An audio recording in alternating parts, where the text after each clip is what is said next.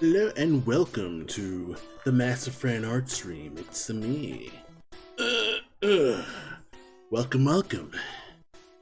I'm back and I'm doing more pixel art and trying to see if I can't knock out this background ASAP.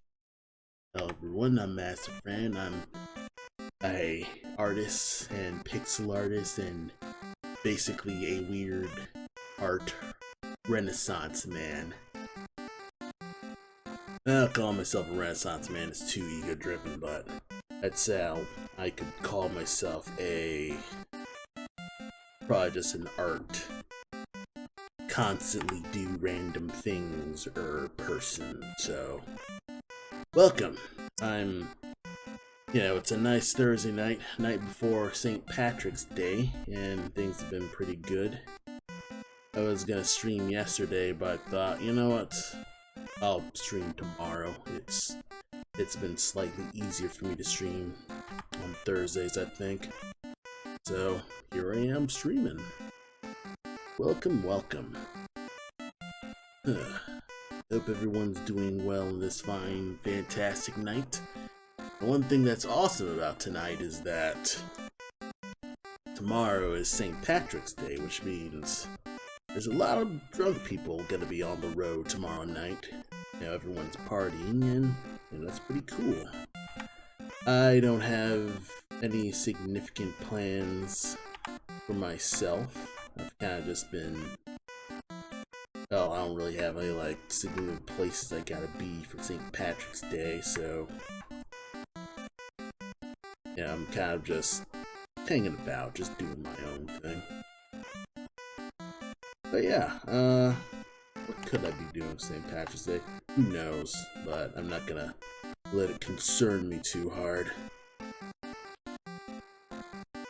I will say that Chicago has its, green water thing where it fills the Chicago River with green for St. Patrick's Day, so that's pretty nice for them.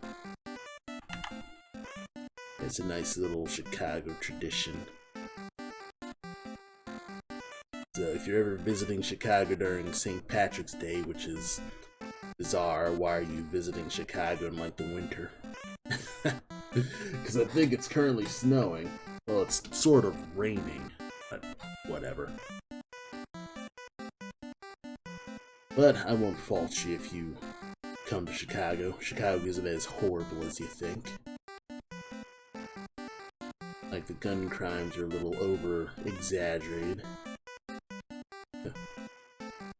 But no, in all seriousness, it's pretty nice. We're all doing pretty good here. I'm doing okay. I've been, in a weird rut/routine. I've kind of just been... I could probably argue that my day's been a bit aimless, as I think I haven't been remembering my weekdays as well. I just feel a little samey. So that's a bit of a problem, where your week's so uninteresting that it just ends up being unmemorable. So now I figured, okay, let's do something different.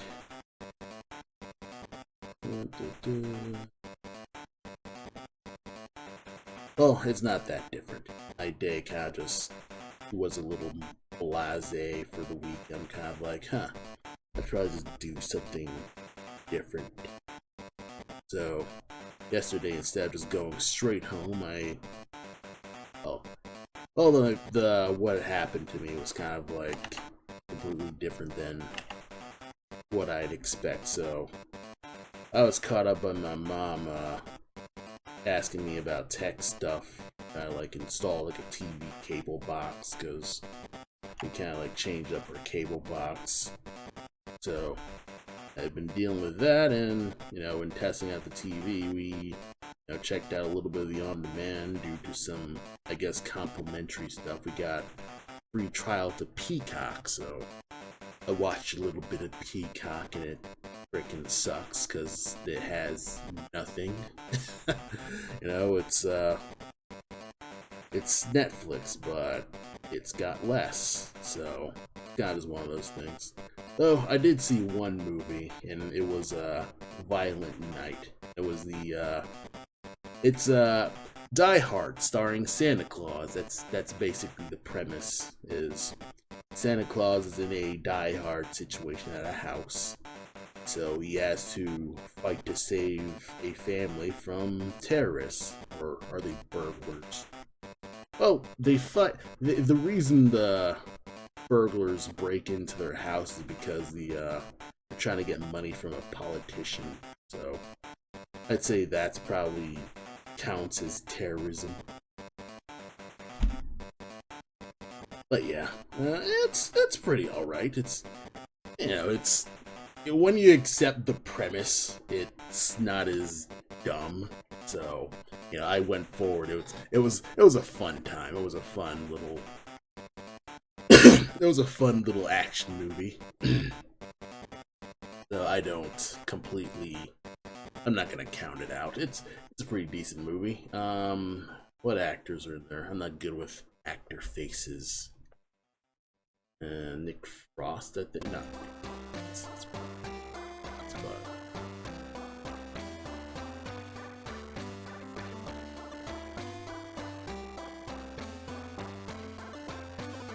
yeah, I don't remember many of the actors. I could look them up, but I'm trying not to get too distracted for this stream.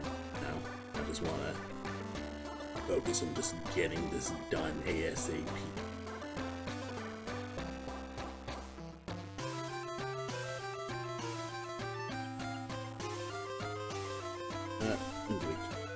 Because technically the bricks are already functioning.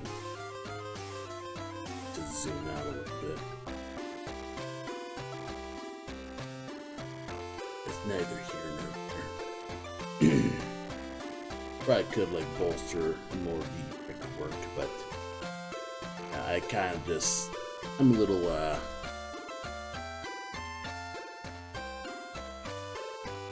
it's a bit tough to kind of just figure out what the hell you do with the bricks. So I kind of just what's about. But what am I currently working on? I should probably explain, actually. So, I am currently working on...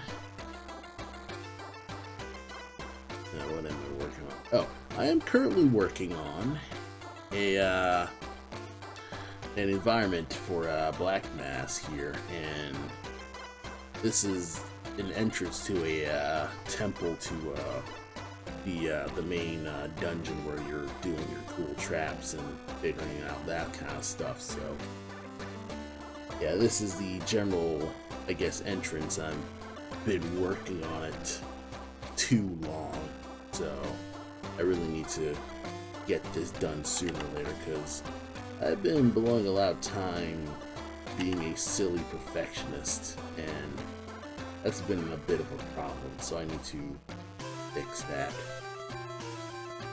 But yeah, currently I'm kind of just working on the doorway of this. Like, not really... Like, this is supposed to be a curved doorway here, where...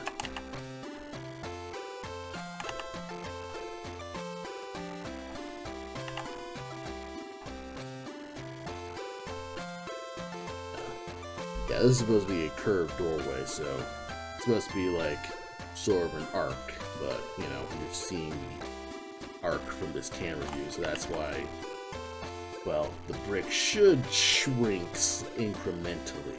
It's tough to figure out with that, but I'm doing my best to kind of just make it so. So, this is what I'm currently working on for now. Black Mass, yeah, I've currently, so, the game I'm currently working on, this is for a video game, and, this is a Game Boy style video game called Black Mass, and it's a animal fantasy story about a raccoon merchant who treasure hunts for weird magical bullshit.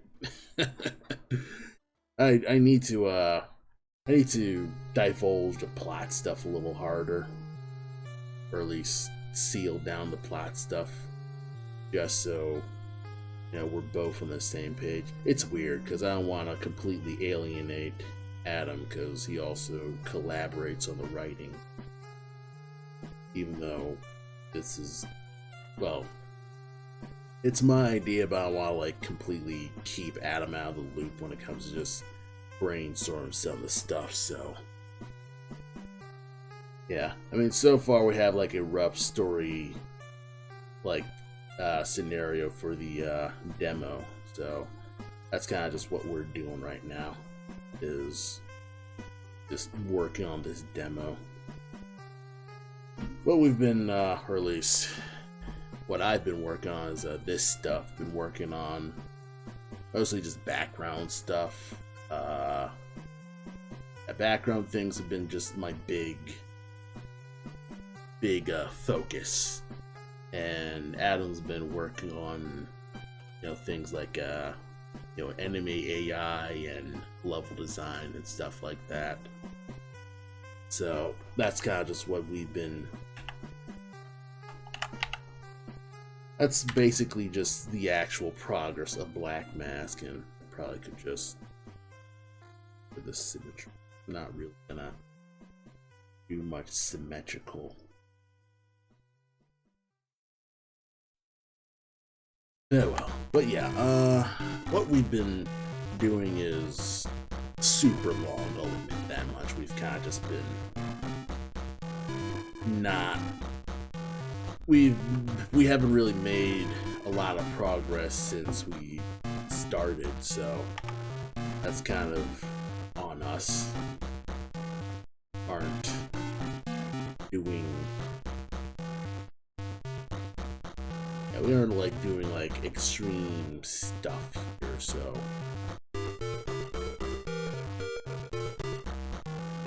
yeah, development is slow, and that's kind of just how that goes. Like, there really isn't much I can say beyond this other than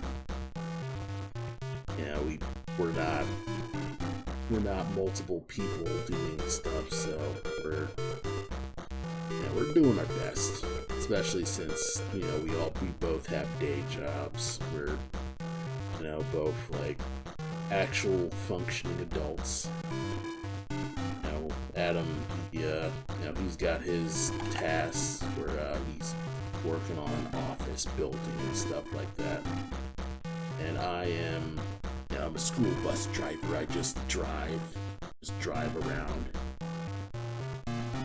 So it isn't perfect, but we do our best. And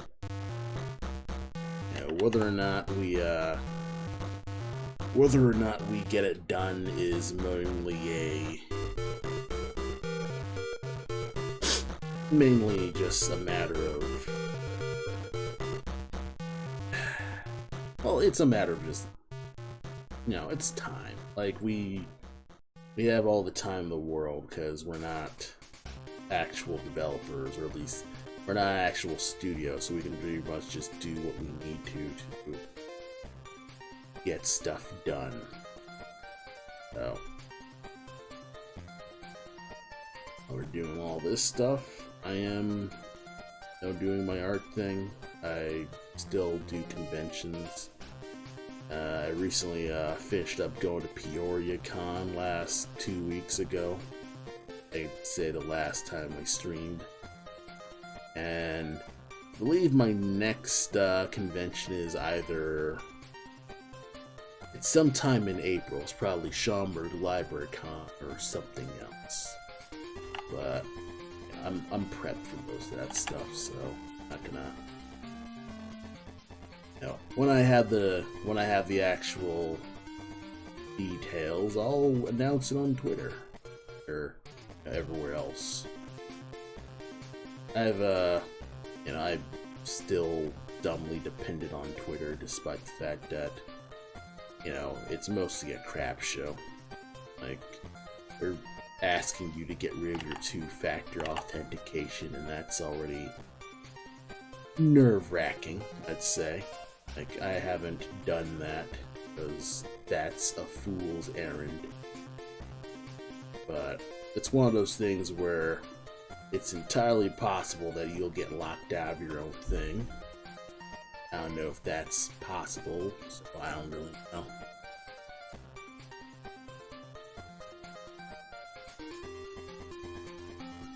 But I'll just what this part's supposed to be. Supposed to at least give a vague outline of the brickwork, because I want this to blend into shadow. Like, that's the general idea, is have it blend into shadow and just vanish, and that's the lighting. And then the rest of this is, you know, the brickwork light. That'll be how that goes. And of course, just figuring out texturing brick stuff is tough, I'd say. And I think one thing that's kind of getting me is that I could do less. Like, I could probably just get away with something like this, and it would be serviceable, actually.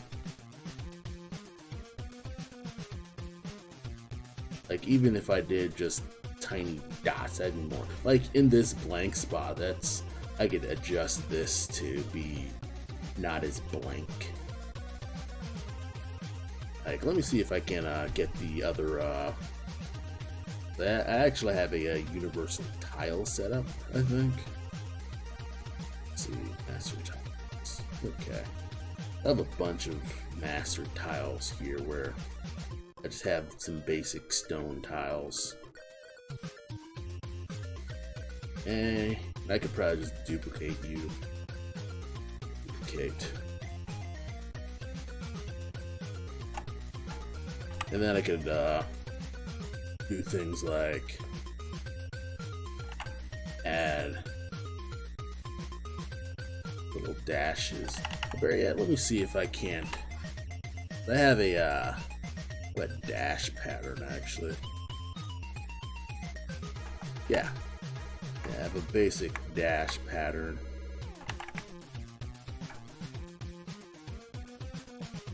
Yeah, fill that out.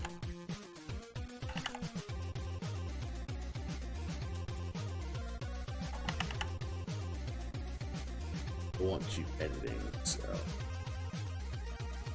go.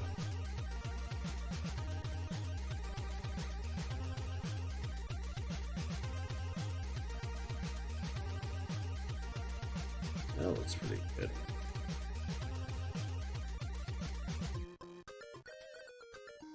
Oh, snap. It goes by layer. Well, shit. Alright, duplicate. Oop.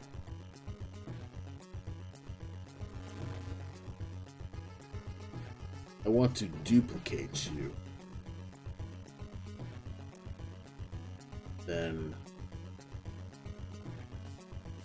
and just convert it back to a normal layer. Maybe like this. Yeah, you know what? I'll get back to editing to normalcy.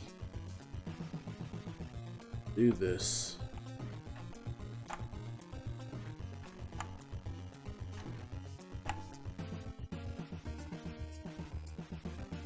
To like stone ABC, like stone E.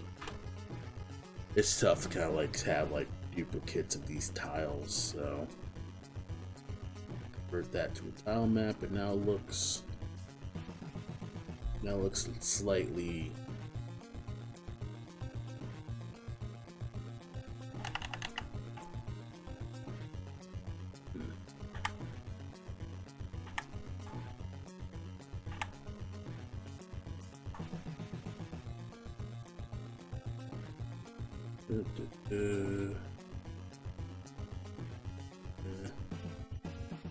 man, I'm wasting my time with this. It's now a little too detailed. Yeah, I should like make a wider birth brush or something. But I'll come back to this. This experiment was kind of a bad idea. But I'd say like see.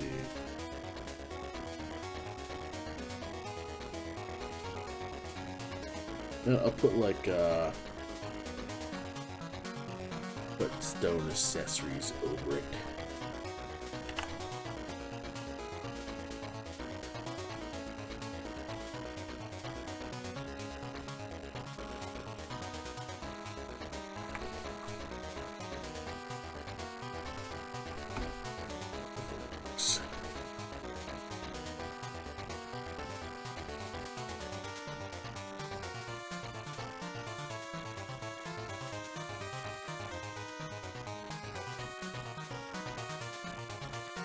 This will look slightly better in terms of this. It's sloppy pixel work, I'll admit. But it's one of those things where sloppy pixel work or just actual texturing for once. That's kind of just the rough thing where it's like, do you want textures or do you want cleanliness? And I'm starting to realize that it's super easy to just be unreasonably clean pixel art, because, or just digital art in general, because I feel like digital art kind of just encourages be perfectionistic about a lot of these things.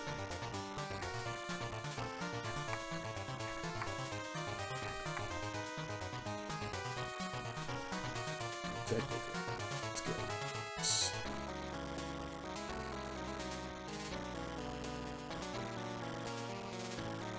Then like this side would be like blurb.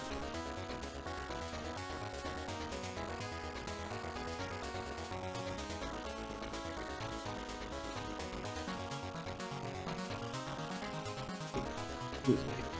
I'm so sorry. Oh, you probably can't even.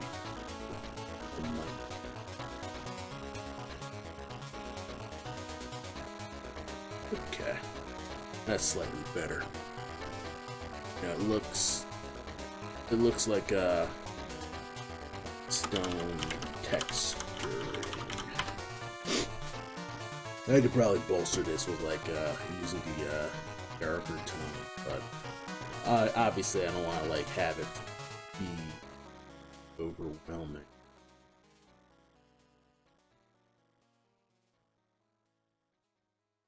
I'll figure that out as I go. New doorway. Oh. Oh. Get rid of these. And some of these brick textures could probably go. Yep, that I figure. Yeah, because I want this doorway to kind of just be its own thing, where you're stacking it over everything, and then Adam can just stack this in between. I could probably just add more tiles up here. It's kind of weird because like we'll add like a stair step here, or kind of just put it down some more. Yeah, it is what it is.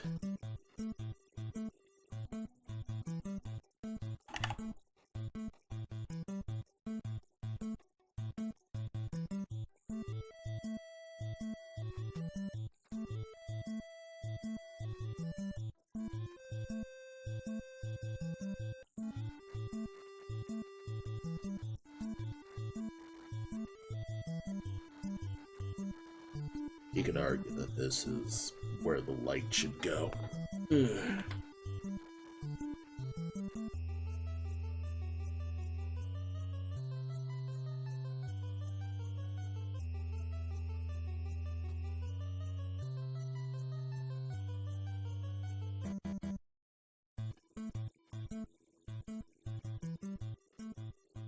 Yeah, technically I don't even need to do that. Again, it'll probably like look like I got rid of the tiles, it looked like this.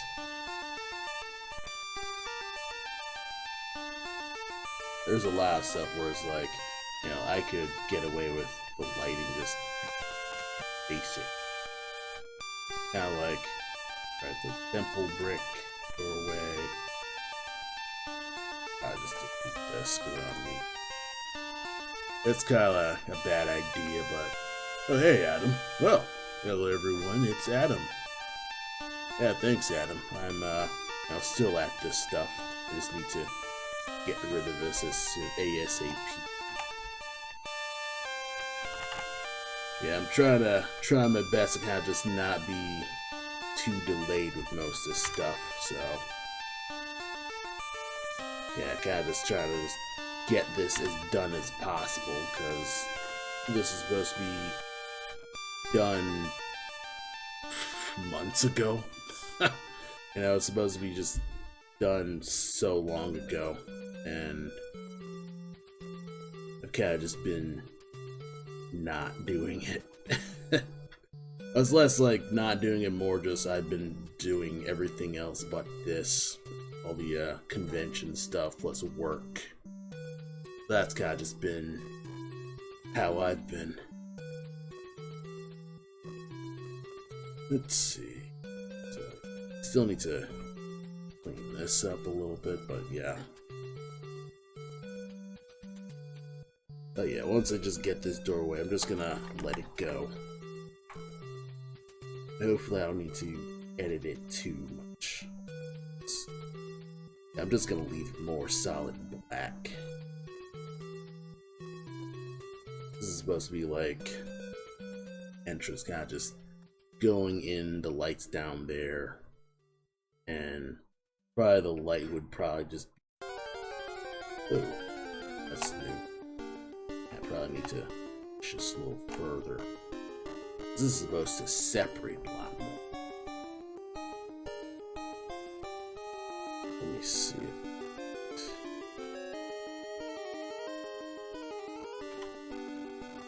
It is supposed to separate much, much further. So it's sort of... Yeah, not really a time limit. But it's kind of just one of those things where it's like, you know, we should probably get it done sometime within this year. But probably not within this year, but sometime today would be helpful. You know, we've only been working on this for the past 5 years. Well, it's not 5 years, actually. It's been... We started, what's it, 2020 roughly? And then... Yeah, it's not 5 years, it's just 3 years.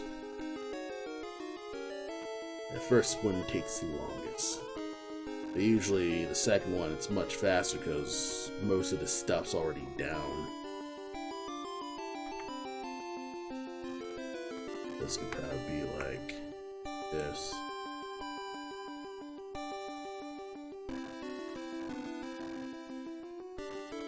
Yeah, maybe 3.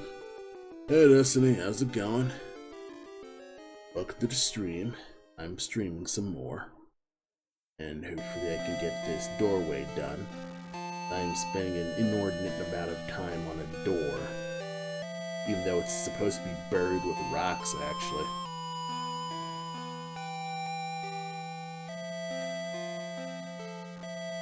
Yeah. Well, I'll quit my job when the first one's done. Yeah, that's something. I probably wouldn't immediately quit my day job until it's like, you know, completely... I'd say like, if the next game sells well, I might quit my job. Like if we work on what was that one you also suggested that you want to do?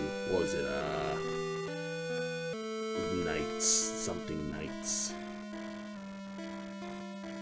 No, it wasn't Knights. It was your project, Adam. Like, if your project, like, sells well, then I'll quit my job. Yeah. Yeah, if Galvin sells well, I'll quit my job. That'll be that. I'll actually quit my job with that, because, you know, obviously, as an artist isn't as 100%.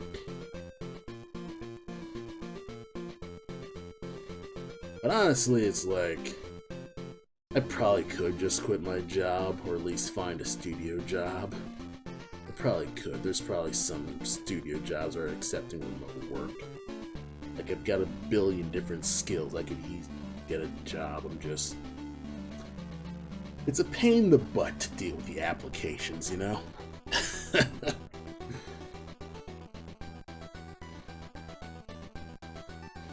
All these freaking job applications and networking and all the other yada yada stuff.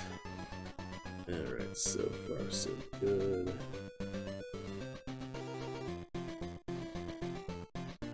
I'll just tighten this up some more. Widen this up some more. Try to like add a bottom here.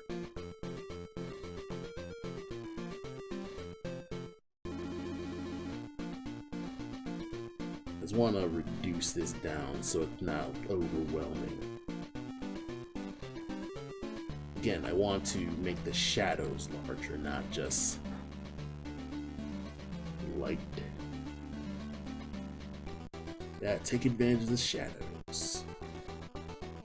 Okay. Light. And now I'm gonna see if I can't work on this light area, because technically this doesn't really need to exist.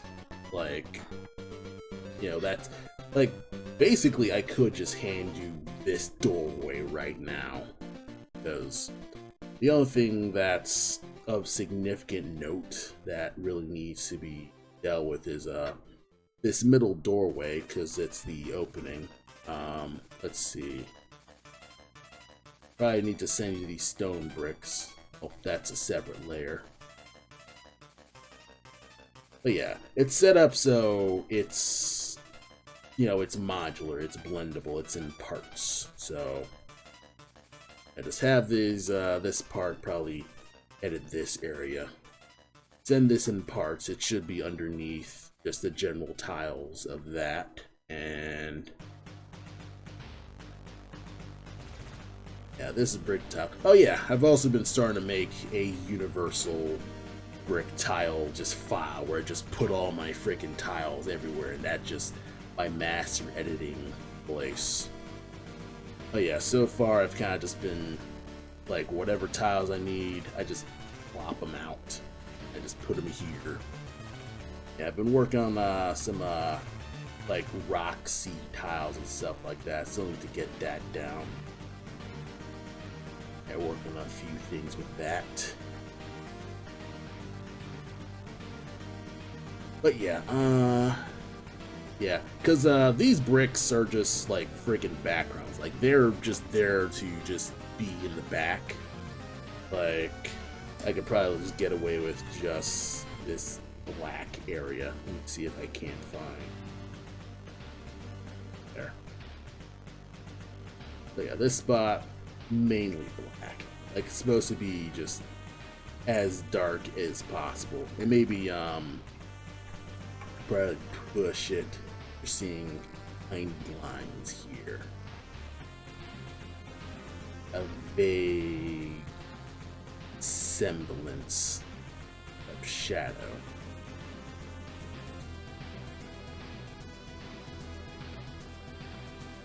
I think one giant thing I've kind of just learned from just texturing, well, learning the texture with Pixar is just letting the lighting shine. Like, I've been kind of just getting smarter when it comes to just letting the black shadows of the darkness. I feel like just using the black color has just been my big crutch, where it's like, okay, I can just use the black of the shadow. I don't have to draw every little brick. I can draw like maybe 2 or 3, and then I can vaguely suggest others. That's been pretty helpful for getting it done.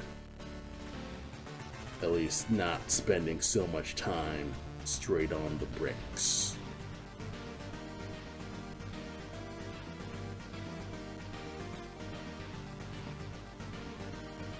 Actually, just looks fantastic. Looks atmospheric. Actually, this is supposed to be like, there's also supposed to be some larger rocks here, because there's supposed to be some, either there's supposed to be an actual door, or there's supposed to be a, oh, we haven't like figured out where it should be like an actual revolving door, or just rocks are on top of it. Is that the bricks, I'm guessing? Ah, okay, I know what that is. This is the flat black. This is the flat cones here.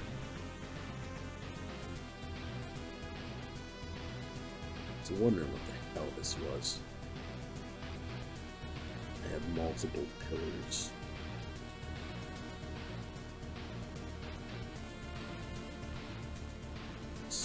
Brick tile's actually on top of this pillar.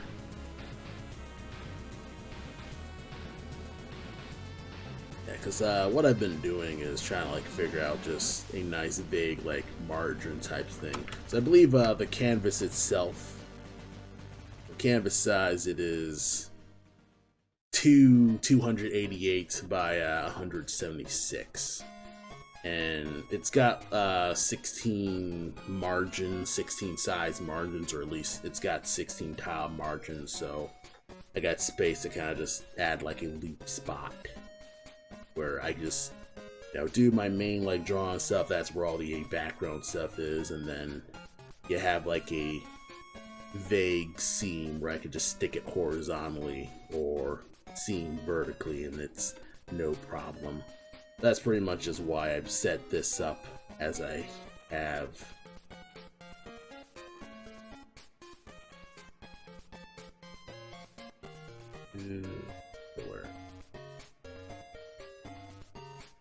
Of course, I keep some of the character sizes around just so I can, you know, see how that goes. Good. Good. Yeah, this is supposed to fit inside.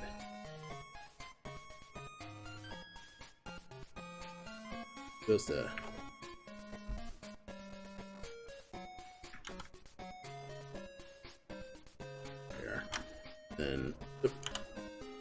Then it cleans up right here.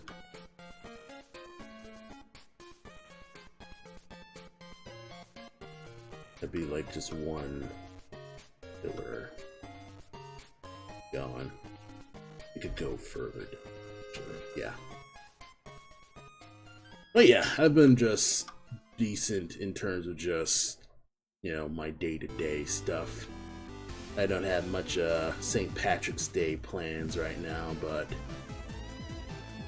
I'll buy some whiskey or something.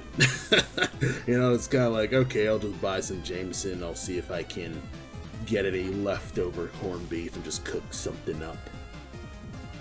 Yeah, I'm not that interested in St. Patrick's Day that much because it's not my thing. You know, it's a nice silly spring holiday. So, other than my birthday, like that's the most significant thing that happens in March for me. So that's kind of just how that goes. Though I am going to walk a tattoo convention on this weekend. Actually, on this Saturday, I'm gonna go to a the Villain Arts Tattoo Emporium of Chicago, and I'm mostly just gonna go there with my friend to kind of just check it out and see, oh hey, what does it take to be a tattoo artist? Because I've been getting a lot of people kind of just asking me, hey, do you do tattoos? And I'm like, oh, I've never done tattoos before. Nope. Oh, okay, so you probably can't tell, but these blacks are completely different. So, the black we're using is slightly blue tinted. If you zoom in really hard here, you can see that this black's red tinted, or maybe like normal tinted. Yeah, it's red tinted. This is, the black I'm using right now is a neutral black. This is full blown black.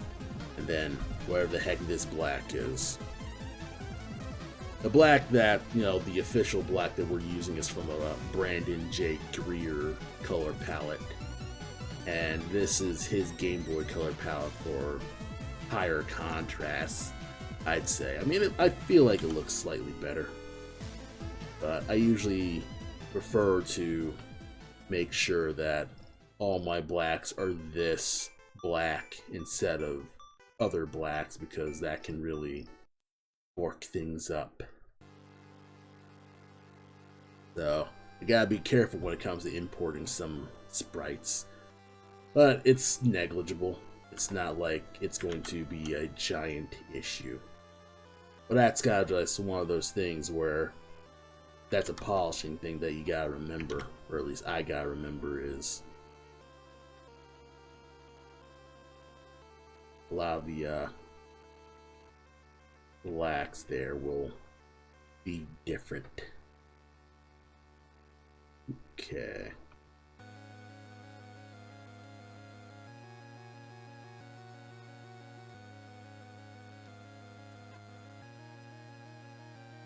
But yeah, over the weekend I'll just be walking a convention. I'm not tabling at this convention. I'm just gonna be walking through just to see. That's kind of just how you find conventions to table at in the future anyway. Whenever a lot of people ask me how I find all these cons that I go to all the time, that I'm constantly shilling on my Twitter, and basically it's just I go to conventions, or other artists tell me about conventions while they're there, or I get invited to conventions. I frequently get emails about people saying, hey, you want to come to this convention? And usually I say yes, because it's my schedule's open enough that I don't have to figure out, okay, where am I going? Especially if it's a free con too. Like, free is probably the best way to get me to go, because I don't have to pay too much money. Plus, it's drivable usually. Like, I've been frequently going to a lot of Aurora events, and Aurora's a really nice town. I'm sure, it's probably expensive. It's more northern Chicago, but that's kind of just how that goes. Do you want to either fade this to black?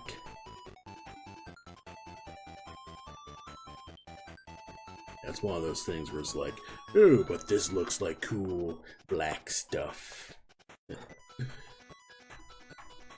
Like add a little crack here. This to just buff this up. I've also realized I've been much less anal retentive when it comes to doing the stair stepping and stuff like that. Like, I'll probably keep on with certain things, but if I want to make something that's rougher, this has been pretty decent for just making grit. That's been pretty solid of getting some grit going.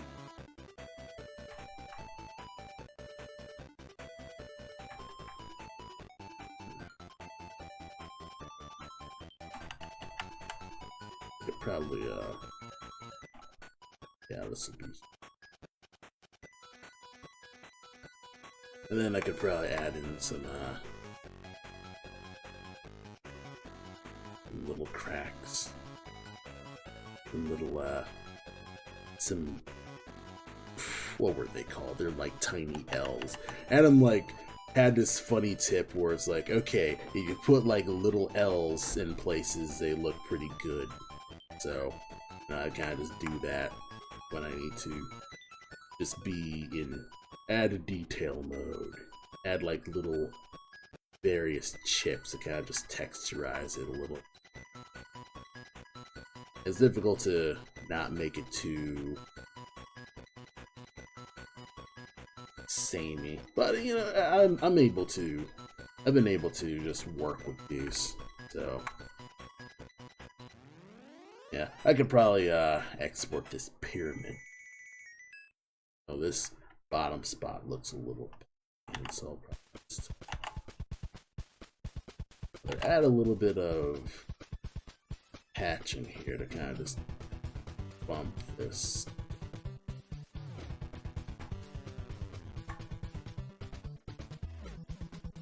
I do not use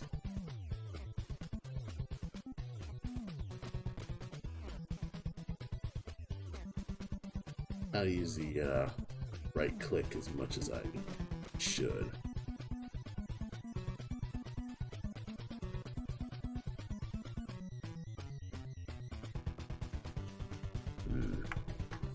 Now it probably will work better with the solid black.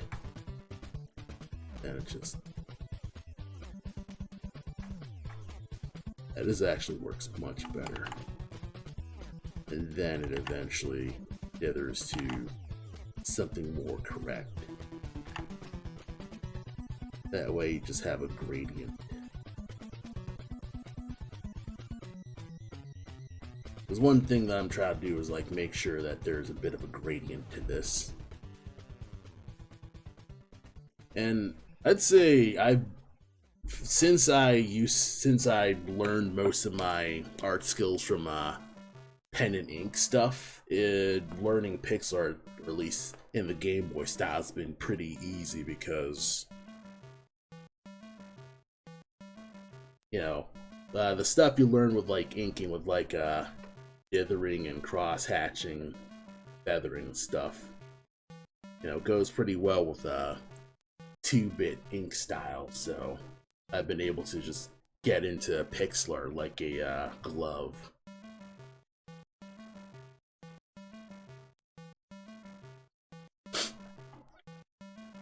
I will admit though that one tiny drawback to, I guess, my current pixel art style is that when I go into color, I feel like I'm kind of like blowing a lot of time coloring, because I'm not just coloring, but I'm also like figuring out, okay, which colors the shades, which shades will work with what, and that's kind of a bit of a pain in the butt. You know, I feel like this spot is a little unnecessary. Oh.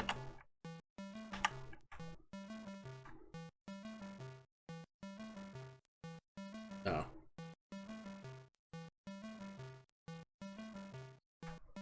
I feel like if this is already in the black shadow, this should already be. Like, now I'm thinking that this should just be a line, because it's already in deep shadow and there shouldn't be dithering. Like, this should just be a line.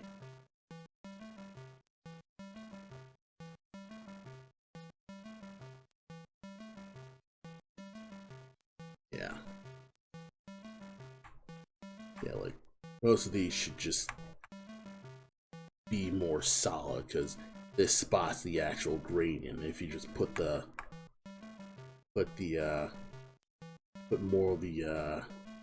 more stuff there, that'd be a waste. But yeah, this is cleaner. I'd say this is clearer. The giant bear with the wooden club. Oh yeah, here's the big bear boy. He's an absolute unit. And I personally, well, this is kind of like a personal opinion. I'd still need to go through Adam with this. I personally feel like there should be like setups where certain enemies are only able to go to certain areas because they can't fit. Like, you know how like this bear cannot fit into this hole and stuff like that. I kind of like want to have little gameplay moments of where you're planning your routes through figuring out which enemies are where. Like you're keeping an eye on the enemy locations so you can plan your routes and your little stealth routes. So you'll find little holes to crawl under, or find like rooms that you can go through without the bigger enemies coming after you. And one thing that would probably be really tough to figure out, that I'm like, man, it would be really cool if you could do this, is the ability to climb on enemies. Like, it'd be cool if Cole had the ability to climb, or at least land on top of a larger enemy, and they don't even know that you're on top because you're so light. And then they could be used as a platform. Because I did make some early drawings where they need to be knocked out. But then I was like, you know, Mario 2, you could actually just hop on top of larger enemies and they could just continue walking. And they wouldn't even be in trouble. They'd just keep walking, and they couldn't do anything until you either picked them up or you walked into them on the side or something like that.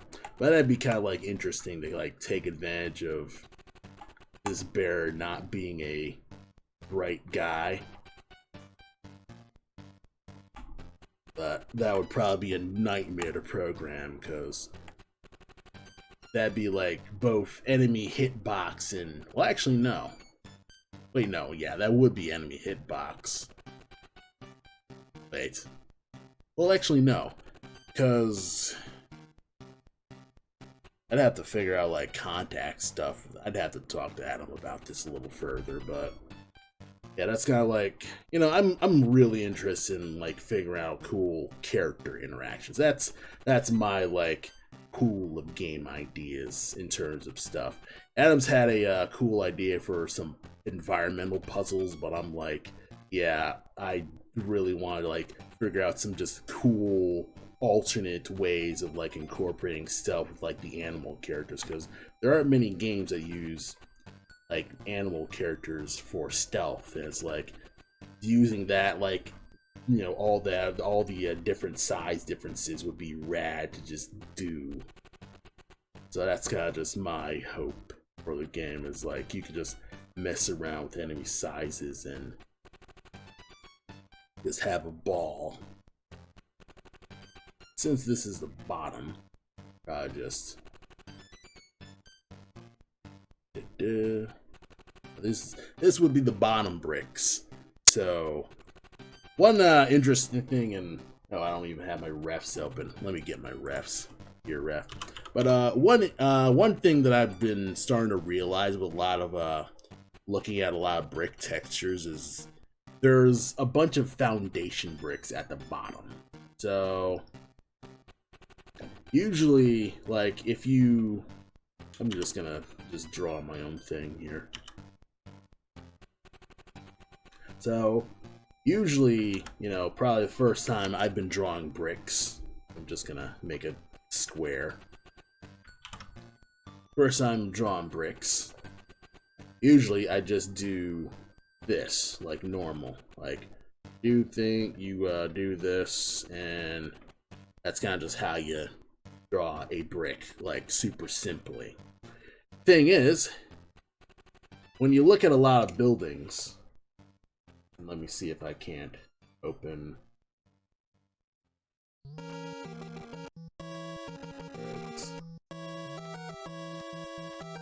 See if I can't find a good example in my refs of just brick building. Let's see. This is not a good example. Let me find something else. Are you bricked? Sort of. Yeah, I need something like a more clear example. I need like a wall or something.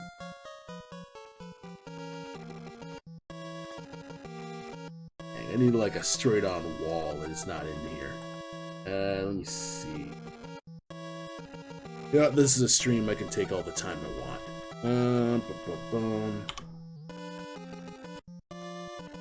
Let's dive into the reference folder.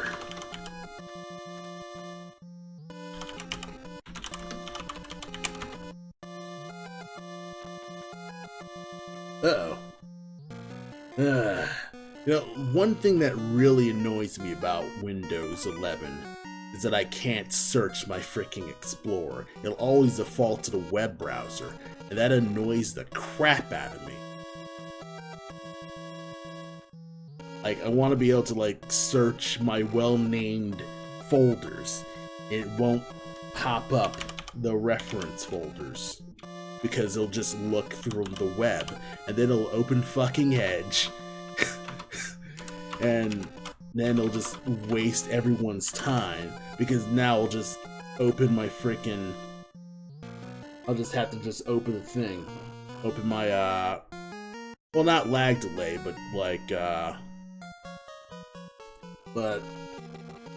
like it's a pain in the butt. Like I'm looking on stuff on my computer and it's going online. Like, I don't want that.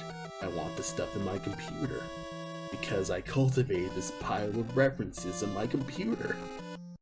Like, what's the point in saving pictures if you can't even, if you can't even actually, like, Rolodex through it? And I get, like, sometimes pictures will not be named and not be ordered, especially if you're just plucking them off the internet and you're looking at them and kind of seeing what's what and how you can interpret the pictures in your own eye set. Alright, let's see if I can't grab some stuff up.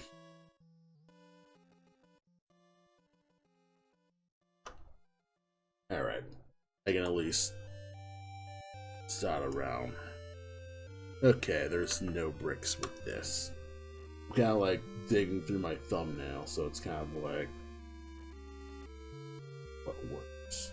And a lot of my references just flat out aren't as organized because I keep blocking them off my download folders and like sticking them in the big pile because I'm like, oh, I'll organize this a little later. Now, this is sort of a better example, but it's not perfect because these are artificial bricks, but usually bricks will have a bit of a foundation at the bottom here, where most bricks will be at actually these are not good examples because this is like, these are the fake brick texture that aren't the right ones. Or maybe I'm actually just flat out wrong.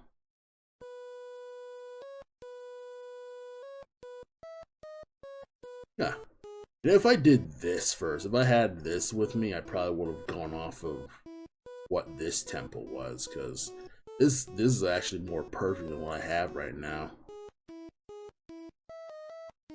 Because, like, this temple's supposed to be like on an underwater cliff side, like undersea, or under lake, under river. Like, it's supposed to be on a mysterious island and stuff like that, so it's underwater right now.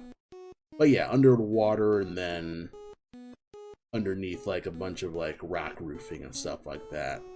And then you would like enter inside. In fact, I think one of the other yeah, this one.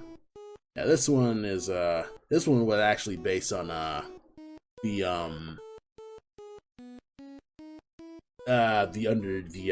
what's it called?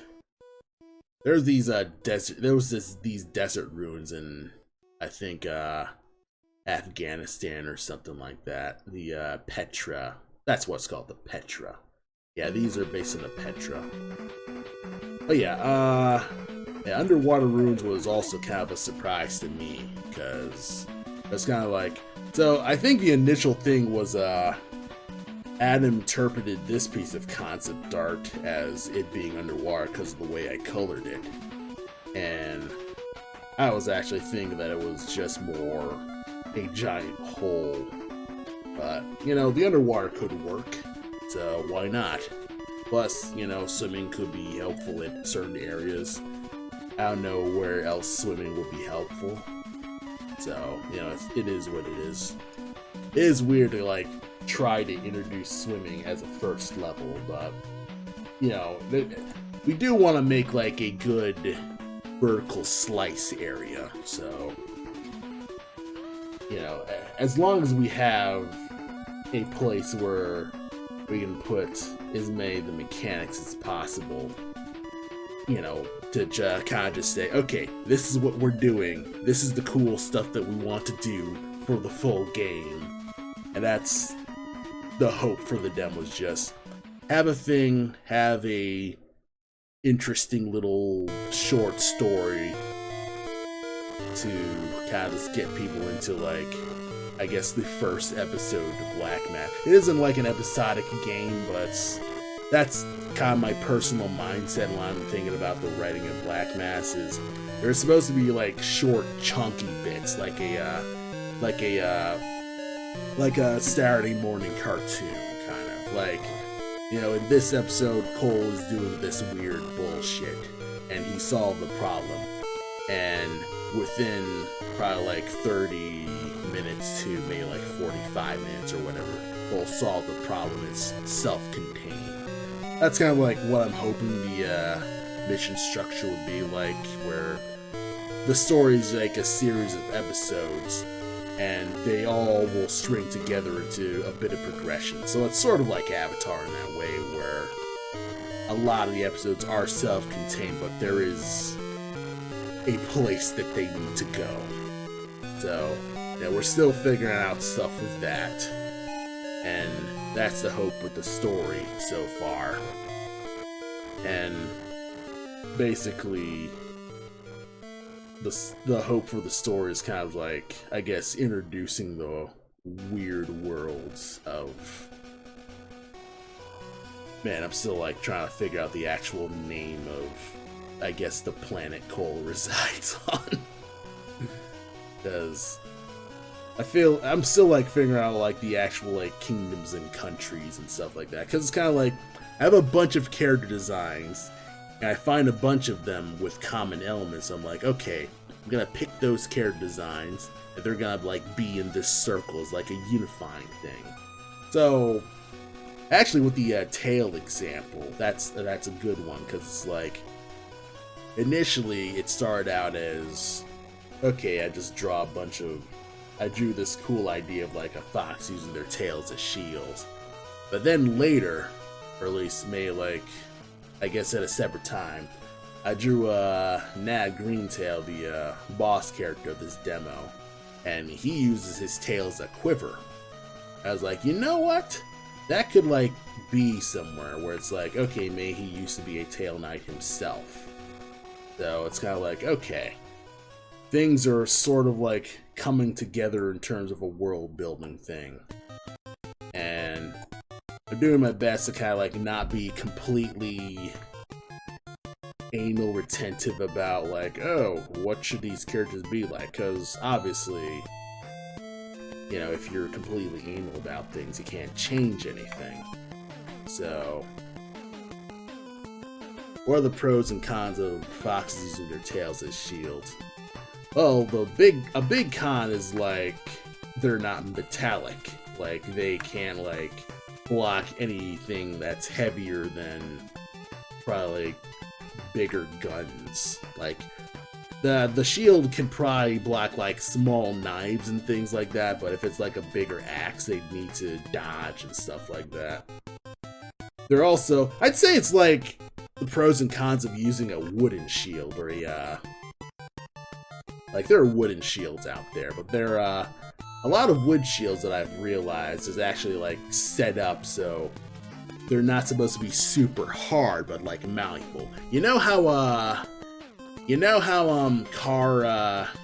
I guess car builds, you know, cars are not meant to be like walls, but more to crumple, to like dissipate the energy. That's how the tail shields, I think, would work. Is like, that's there to either absorb blows, absorb sword blows, and dissipate the energy. And of course, the shields are flammable. Like, they're not like, you know, it's still their tails. Like, they'll still slightly feel pain. But of course, the Tail Knights are trained well enough to be able to like take that hit. I'm sure, like, you know, a typical like US soldier can take a punch. So I feel like that's kind of just the mentality with that, is that they're tough enough to be able to take a punch with that. in terms of, do they just forego shields, like metallic shields entirely? I'd say no.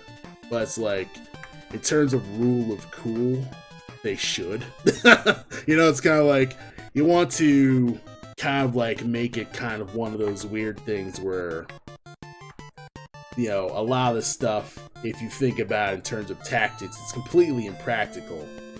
But because it's overall just cooler than it is, it ends up just being like how that goes. It's like a stormtrooper armor. Like, stormtrooper helmets are garbage. Like, in terms of like actual tactics and being able to aim, those stormtrooper helmets don't work at all. What if Kitsune tails have more durability than tails? Oh yeah, they can stack. They can stack their tails together. Better than a regular fox tail. Yeah. And yeah, another thing that I want to do with the tail characters is that there's actually a hierarchy. You know, there's like a chast system or whatever, where it's like the more tails you have, the higher in status you are as a social person. So, a majority of foxes have one tails, but then you have like other foxes that have like multiple tails, and they're, you know, they're slightly higher, they're slightly richer. You know, they have higher paying jobs and things like that. And then you got like the nine-tailed kitsunes, or like the full-blown like lords of the land, like full-blown, you know, fox emperor, whichever. So in terms of like that kind of thing, you know, I want to do that, and it's a nice like different thing with foxes. One thing that's tough about like doing foxes, I guess, is most foxes in fantasy stuff's been done to death. So it's kind of like me trying to like figure out, okay, what's something that I can do that's interesting that hasn't just immediately been done with Robin Hood or like Redwall or well, actually Redwall. The only thing I've read of Redwall is what's his face? The Scar Mask Fox that like enslaves Matt and Mayo. What's his face? And yeah, but yeah, like another thing that I'm trying to like make sure of is like with the animal stuff is what can the animals do in their society that can't just immediately be filled with an elf, that kind of thing. And I'm trying to like think slightly outside the box in terms of like, alright, this is a fantasy story, sure, but alright, they're animals. What can they do as animals that they couldn't do as humans? I try to like figure out stuff with that immediately. So, on the one hand, there are kitsune, but I'm not going to confirm that it's completely fantasy Japan. Like, you know, it's like, yeah, they got like Japanese leanings in terms of, I guess, you know, the nine-tailed stuff. But there's also like nine-tailed Chinese foxes and nine-tailed Korean foxes, so, you know, try to like look at, I guess, foxes as the icon more than like straight on just fox as a thing. Foxes as just theme park versions of countries, if I can help it. And if, you know, if I can't like represent the idea of it without immediately talking about the country, I'll just flat out just, I guess, vague to the country, something like that. It's tough to like explain, and that's on me to explain better. I still need to figure out more of this stuff. But it's like the stuff that I find out about other places, or at least like fox lore, foxes in mythology. You go on Wikipedia, kind of just look at the section where it's like foxes in pop culture. You're seeing like, okay, this is like foxes in all the mythology and fables and things like that. It's kind of like, okay, foxes are fucking everywhere, so what of it? And that's kind of just how that goes. And I should actually get rid of this. Why has this been here? Alright.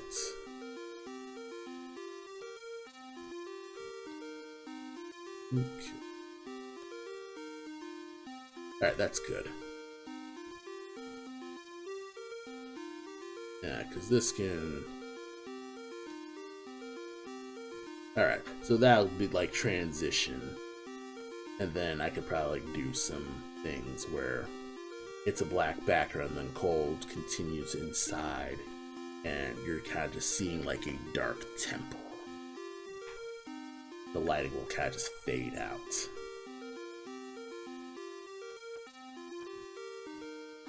Let's see.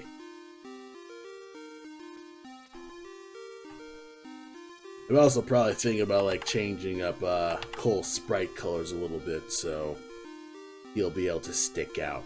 Like I'm probably going from not the I'm probably just gonna color his entire sprite like dark green and white as opposed to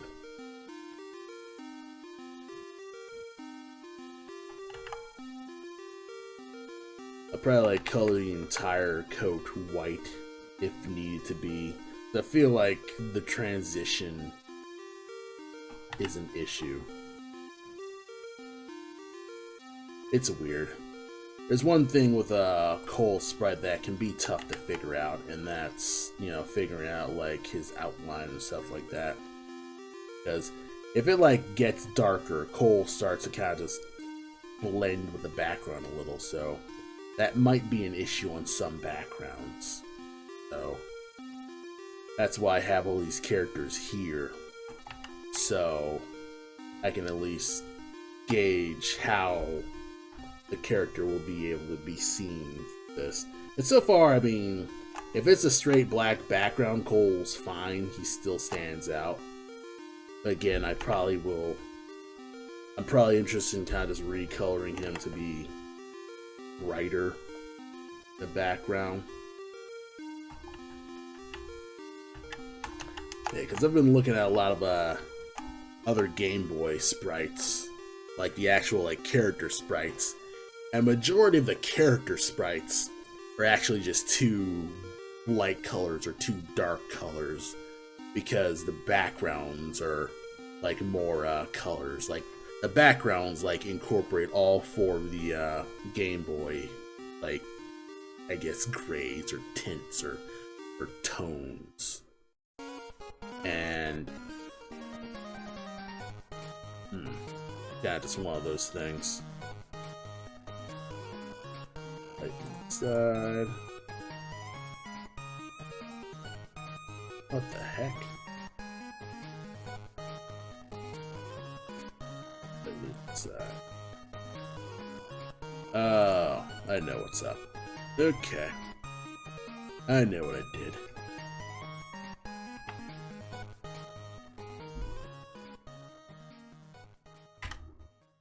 Yep. How'd I know?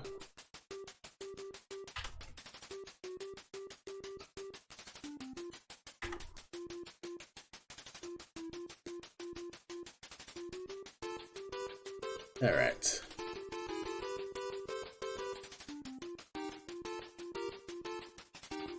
Then I could probably just nudge just a little bit further.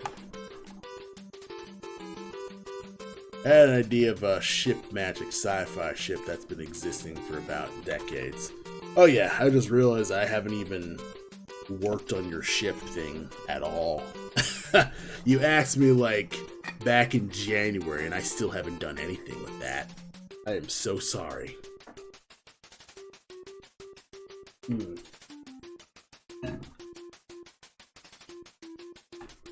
I think that's kind of just the difficulty when it comes to just working on things without like significant monetary payment is like, yeah, it's free, but it's like if anything paid comes up, that will take more precedence.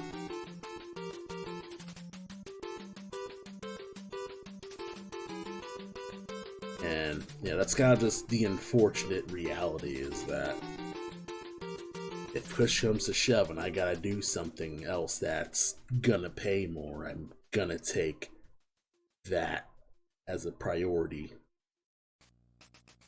Alright, and here we go, where I kind of just add a few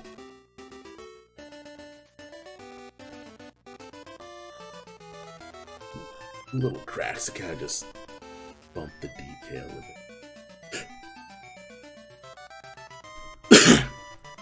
Yeah, like I said, my team, whatever schedule works for you. No ads. Oh yeah, the ads are going right now. Let's see. What's ads going on? You recently ran an ad and you must wait for another. Alright, so I guess ads are going.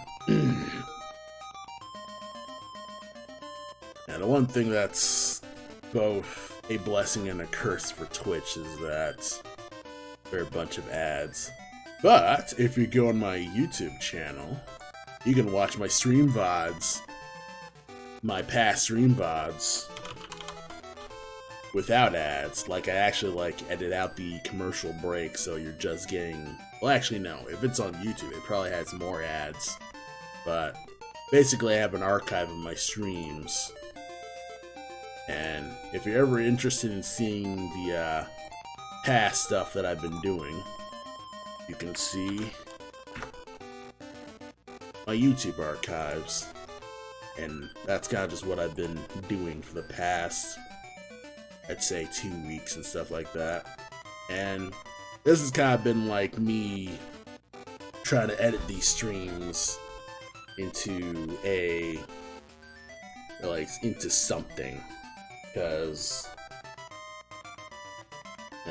I don't feel like interesting things really happen during these streams to be clippable, so I can't really decide what I want to keep for smaller clips, because if it's a smaller clip I'll put it on my main regular art channel, but if it's the longer streams I'm gonna put it in the the big stream Twitch channel, or the streaming channel.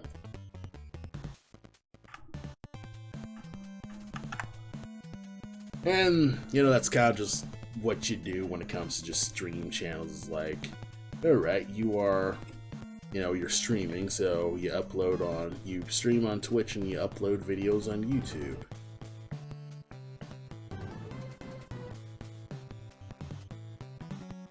Okay, that's kind of just the little bitties with that. I honestly don't even understand streaming culture, really. I mean, there was a Stream Awards a few years ago, or I think last week, and that was okay. I don't really know many streamers outside of, I guess, Vinesauce. And I see Jerma memes, so I guess he counts. It's kind of weird, because I remember Jerma more from TF2 than, actual live stream stuff. He did a bunch of Team Fortress 2 content on YouTube.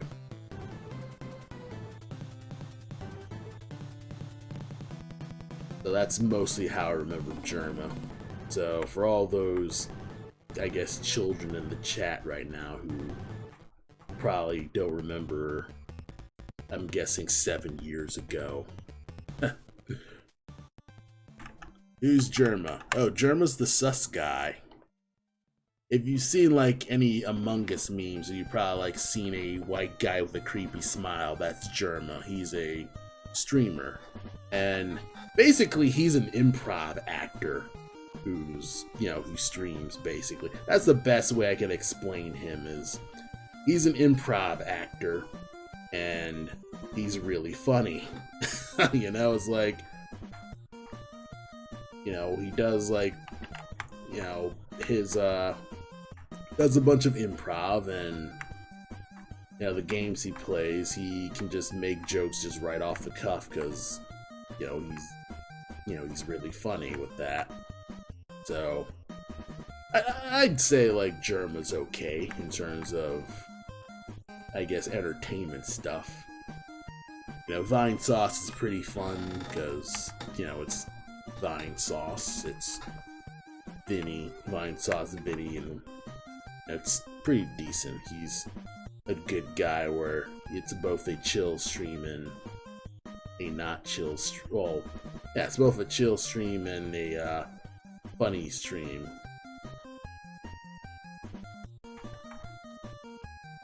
Oh yeah, I like Vinesauce. There are some moments where I will catch some Code Miko.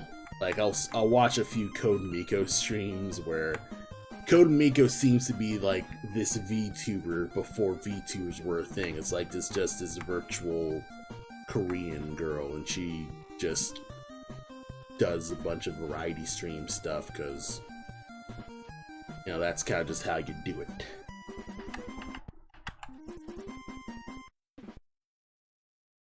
But yeah, Code Miko. What are streams do I watch? I guess like some speedrunner stuff, I suppose. I watch Oats and Goats when he streams because, you know, he's a speedrunner. I like watching speedrunners; they're pretty good. Sometimes I'll tune into some Brian F streams whenever he's like doing like his fighting game stuff. There are very few fighting game people that I follow significantly. Let's see.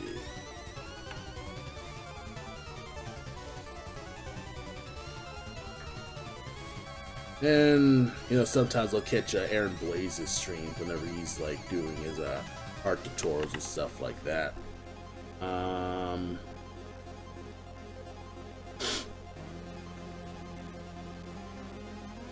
What other streamers do I try to regularly watch? I pretend she doesn't exist.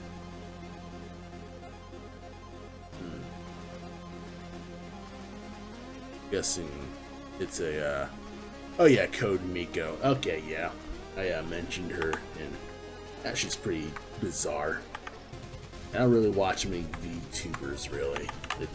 I mean, it's interesting.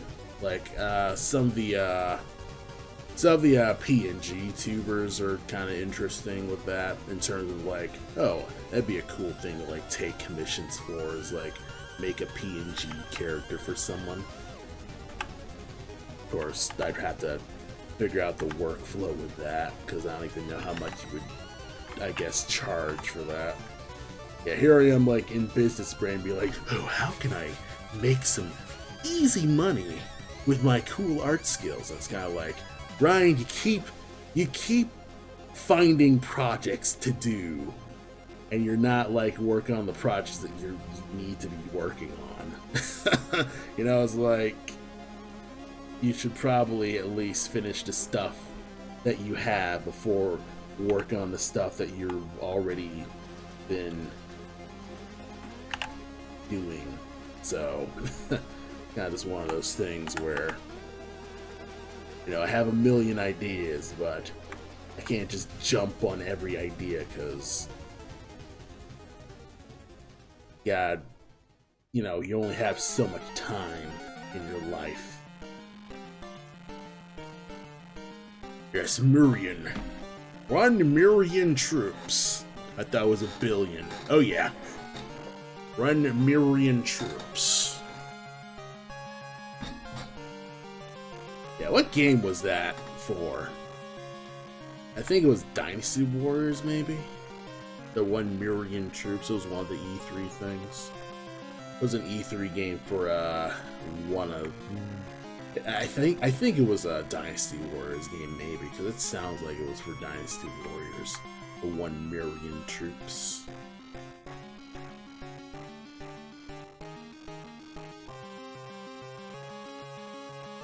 Let's see.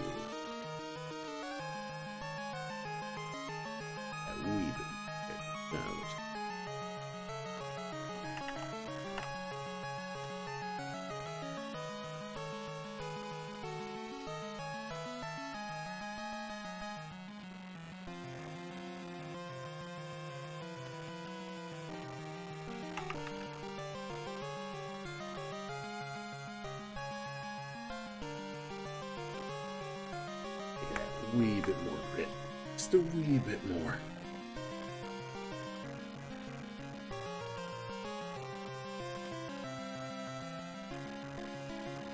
A little bit to kind of just establish the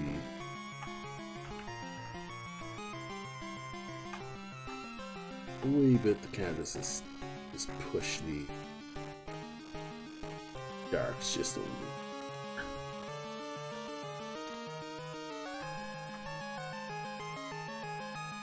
Just a little bit more dark. I keep saying that, just more dark.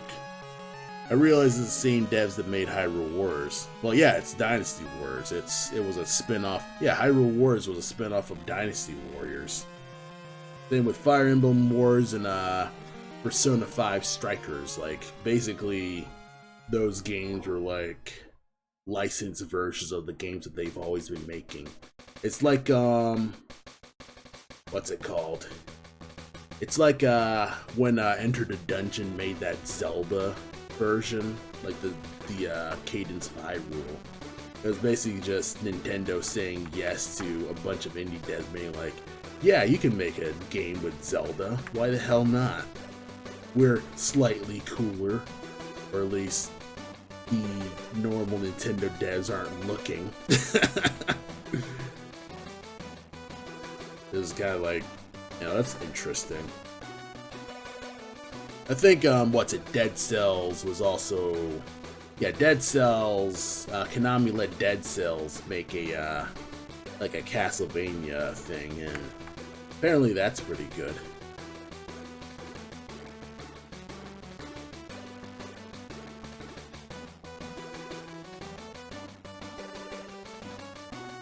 And what else? What else?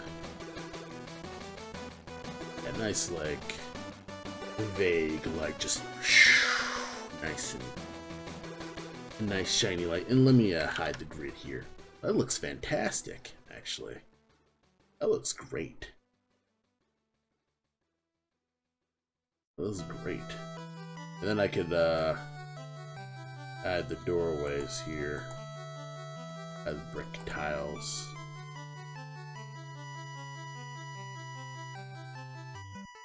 Yeah. And then it would just easily transition to this.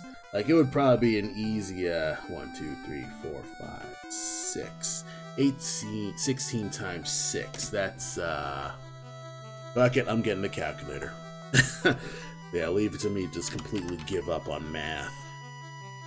So yeah, 16 times 6. That's 96. I'd probably make a 96 by 96 tile, and then Adam could just stick it random spots where it's like, oh, this is where doorways are, or this is where like tiny sources of light will trickle down. I could probably make a I should make a other side version of this where I copy you and Control T. How do you flip? Why doesn't the shortcut key for flip work? Yeah. But I'd make a copy of this, flip it, and yeah. That's right, flip horizontal. Yeah, but I'd probably make another one where this is also lit on the other side, but I'd probably, make sure that the light's in the same direction. Like, I'd probably do this. So, like, Control H. How do you flip? It's Shift H. Shift H. Yeah, I'd probably do this with all of them. Like every frickin' brick or whatever.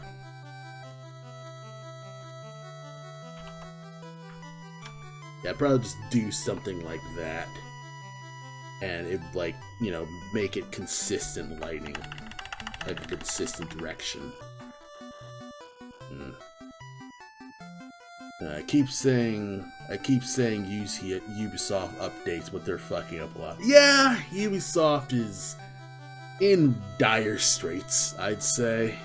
Like, they have been forking it up. Like, with all the, like, allegations and all that stuff, the workplace violations, them dealing with, like, all that stuff. What's it? The delays, a lot of stuff are getting bought up. And, well, they're not getting bought up, but they're trying to avoid getting bought up by, like, I think Tencent or whatever. And what else? Yeah. Ubisoft is kind of getting their shit kicked in at the moment. Like, the Blizzard situation's bad, but the Ubisoft situation's even worse. Well, actually, no. Blizzard situation's still worse than the Ubisoft situation, because they're not full of molesters and sex pests.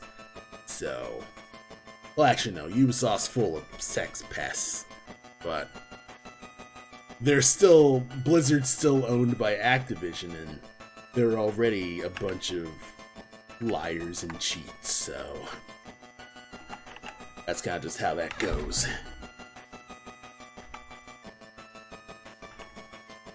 But yeah, it's all a giant mess, and you know, you gotta learn from their example and do better. You gotta, as an indie dev, you don't need to do that, but obviously there's that own brand of problem with that. Obviously, it's much easier to crunch as an indie dev than a normal studio dev, because you kind of just have a lot of incentive to crunch. Like, you're the only one really working on your own schedule, and if you're bad at time management, you'll just end up crunching no matter what, because at the end of the day, crunch is a time management issue more than a boss. It's also a boss issue, but in general, crunch is a time management issue. Like, people aren't able to project the proper budget and scope of a game, and you'll either suddenly get budget cuts and things like that, and that's not good. Like, dealing with deadlines and stuff like that can be a problem, and obviously indie devs have their own issues with, like, if you don't have money, you kind of are on a gamble, really. Like, you have no parachute exactly. I mean, sometimes you'll have a parachute if you get lucky, you meet like a good publisher. Like, if Devolver Digital's like, hey, we'll publish your game and market it and tell everyone about it, and that takes one weight off your shoulders. But then you have a situation with, like, Outbound Ghost, where the localization and the testing and stuff like that for that game from the publisher was, like, the publisher outright lied about the localization and the build that were supposed to go public, and their localization people dropped the ball, and they pretty much ended up getting owned, and they pretty much just don't have the right to keep that game right now. It's a giant kerfuffle with that, and that's a difficult thing to do. And one giant thing that we hope to do with Black Mask is to make sure we're able to own and control our own property. Like, if we can get away with not needing to just go straight down to a store, that'd be ideal. Like, I'm trying to, like, be friends with this one lawyer that I met a while ago, so I can keep him in mind and say, okay, we're actually hiring you, we happen to have enough money to talk to you about just the real legal stuff, and to make sure that we don't get borked, we don't get messed up by bad actors trying to making money off the hard work that we did. So that's kind of just a tough thing with that, because you know, you have this cool creative thing, it ends up just getting taken away because, you know, you weren't able to keep track of your own, you know, keep track of your own rights. A friend of mine, he worked on a game called Septerracore, and he and his teams like don't have the rights to Septerracore because that was made by like another company. Like the rights to that game was like sold to, I think, their publisher, and the publisher shuttered and was bought by, I think, this German company or whatever. And it's kind of just impossible to really get the rights back from that German company. And or at least it's not like it's impossible, it's just it's expensive. Like they're asking for like way more than anyone has, so that's kind of an issue. But yeah, you kind of gotta be careful when it comes to like creating stuff, because once you create a thing, like you might lose it. So yeah, like dot your keys and like your P's and Q's and stuff like that. You know, there's a, you know, the same thing can really be applied to like webcomics as well. Like there's some issues with webtoons where they can kind of just take your work and use it as advertisement for their app and stuff like that, and it's kind of in their like terms of service where they do have the right to take the comics that you make or the artwork that you put in the webtoon to promote their app and stuff like that. I think it's also the same with DeviantArt, which is why a lot of DeviantArt stuff ends up in Hot Topic, which is totally fucky. But it's like, you know, being able to like read all those terms of services is always a pain in the butt. Plus, like Twitter and Facebook, you know, they're also like constantly recording your data and stuff like that. Like everybody knows that.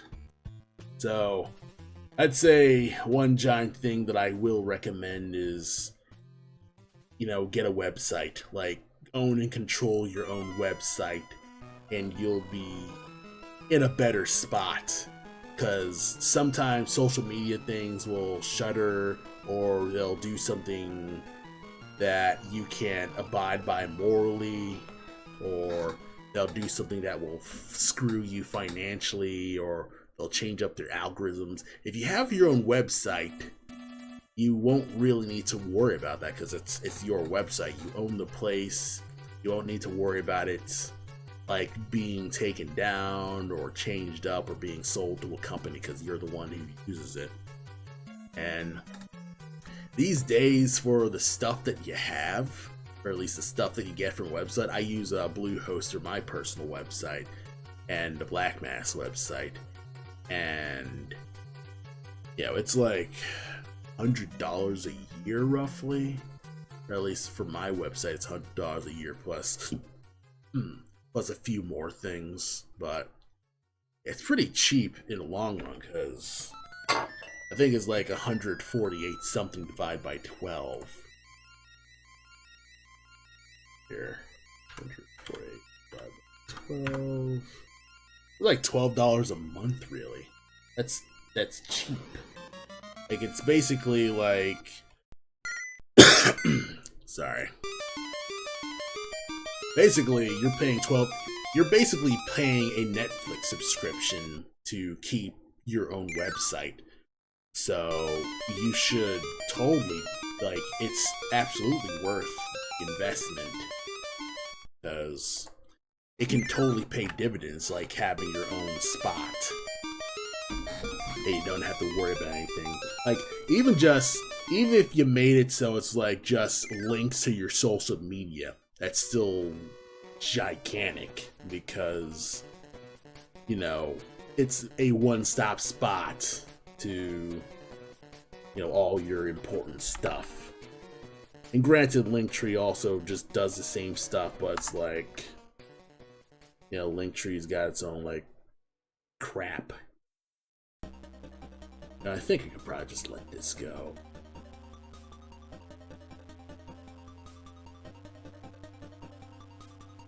Actually, no. Because I feel like...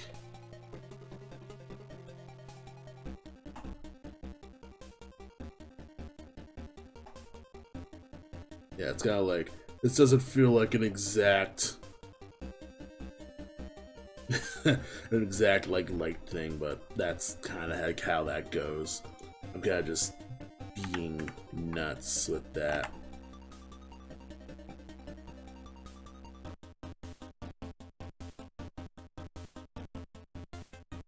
And for some reason, I just really want to... well, I know what the reason is. It's... I want to at least have the line so you can at least see, okay, here's the brickwork. And that's kind of just my justification for the brickwork.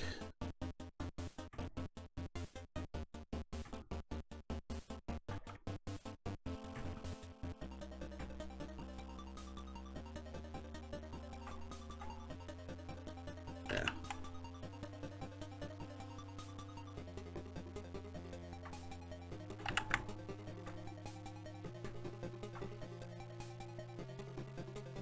You heard of Netflix news on Netflix canceling Gorillaz? Like, Gorillaz has a show, or is it like they said something racist?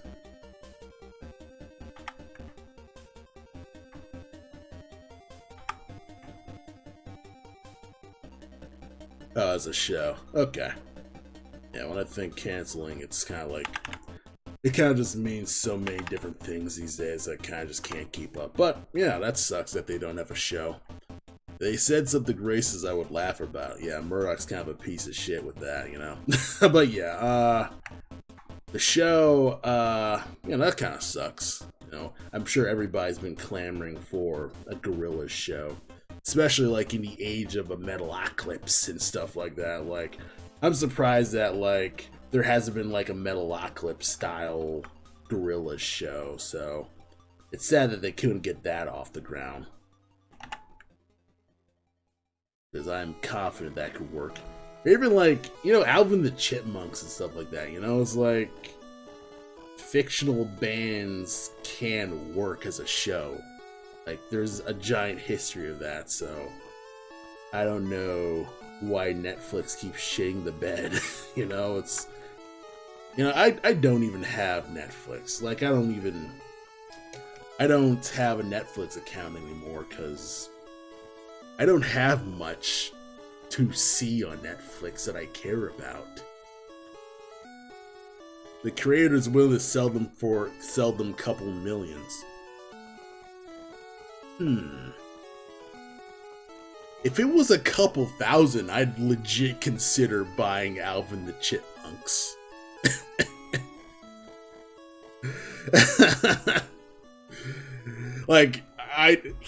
Like if it was like a couple thousand, I'd legit like check my credit limit to be like, huh, you know, it wouldn't be interesting to just own Alvin the Chipmunks. I could probably like, I don't know, you could probably like do some like dumb meme mixes or something, or you could probably like sell them as a Vocaloid. Like, that's something that they never thought of doing, is like making a Vocaloid version of Alvin the Chipmunks or something like that. I'm sure they could like make a decent amount with that. Like Alvin the Chipmunks Vocaloids. And heck, they'd probably like popularize this stuff. Like, probably just more than Hatsune Miku, because that's now a little bit more mainstream, because, yeah, everybody knows about Hatsune Miku, but nobody really knows about the software. Like, I don't even think you can buy, I guess, the Vocaloid software.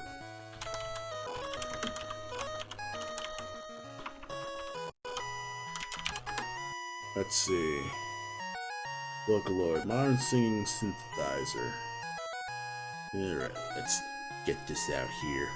Yes, we're just going to be on just dumb bullshit. So here we are, Vocaloid. Yeah, like...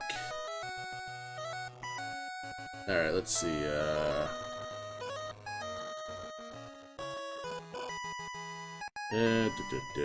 Okay, buy Vocaloid, I'm blind. Okay. Give me some prices. Oh no, ads! Oh man, another ad. I need to figure out how to like predict like when ads are gonna hit. Ugh. That's Twitch for you.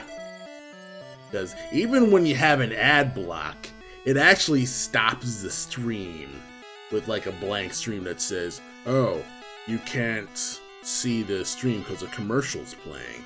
Like, Twitch is scummy like that. But anyway, I can see the pre-roll ads done, so... Anyway. So yes, Vocaloid.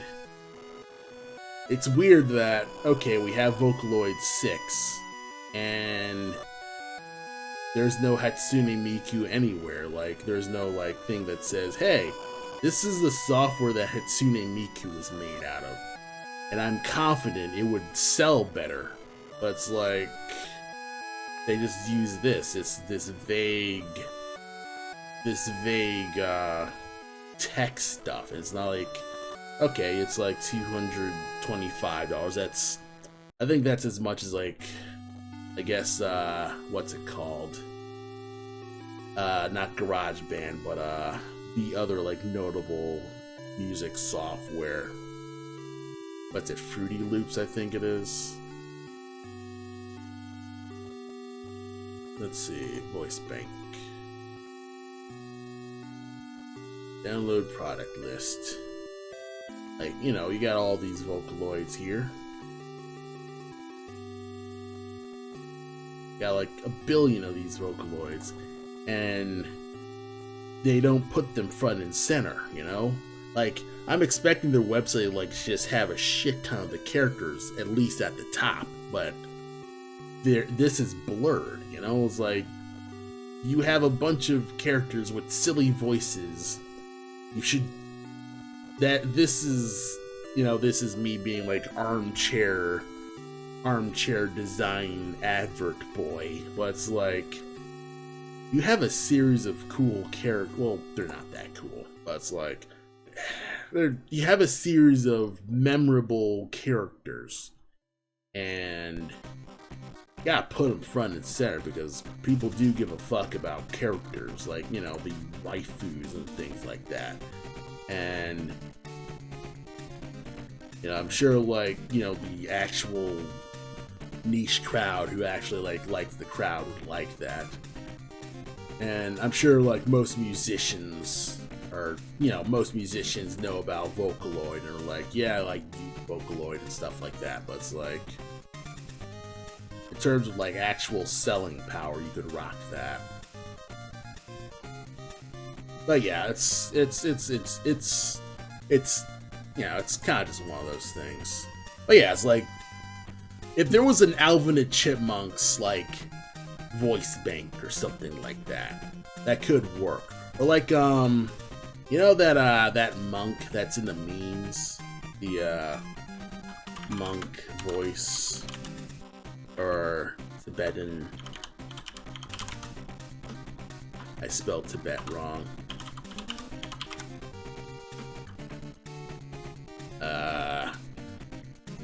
Digital singer. It's like this Tibetan monk singer. This like digital. Yeah,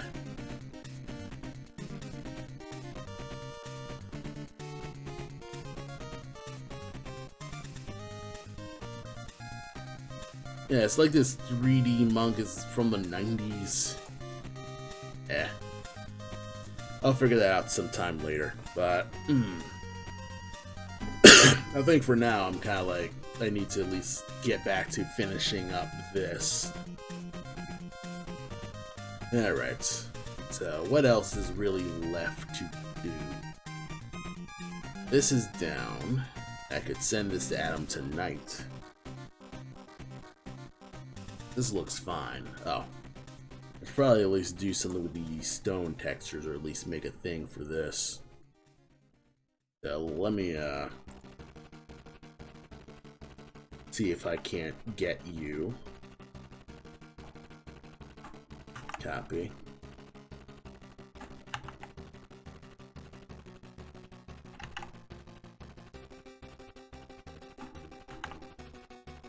You're here. Alright.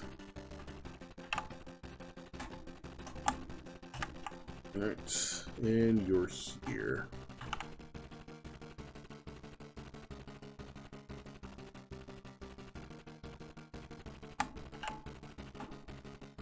Alright. Then I'll just duplicate you. Convert you to a layer. And then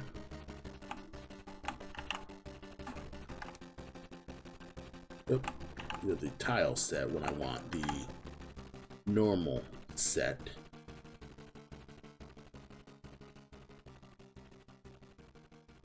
Alright.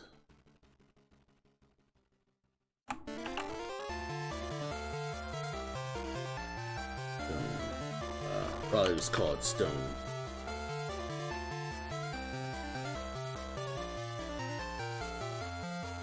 And then convert you to a tile.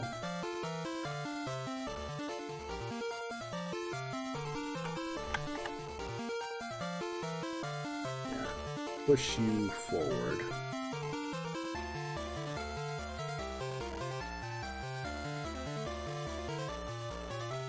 Yeah, this will work.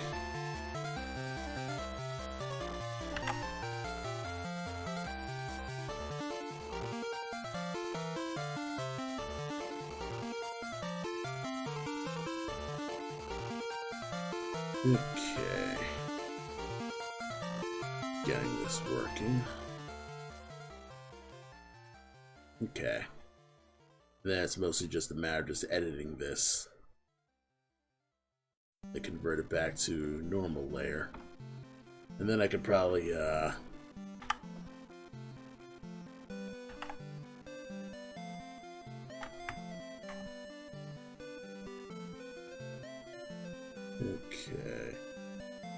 Oops. On the wrong layer.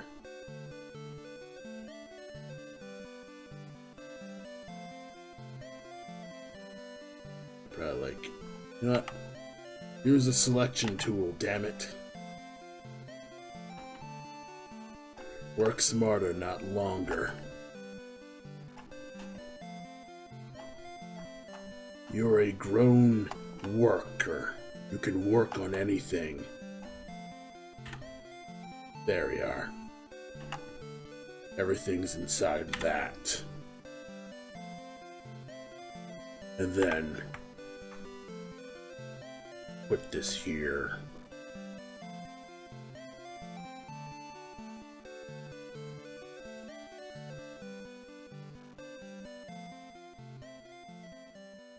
May like add a little bit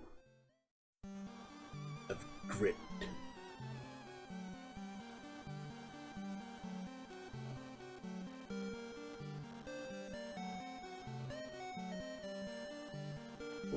Stuff here. Maybe cracks.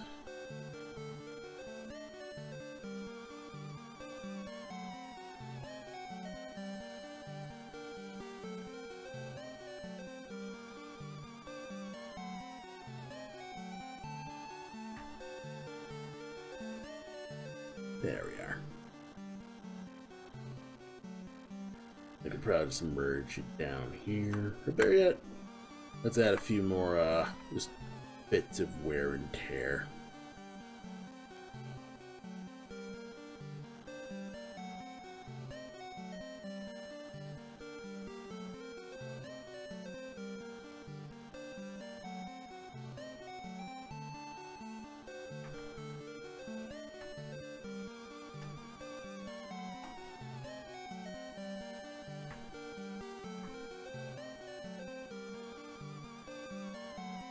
Get to that. as I go. Editing some tiles here.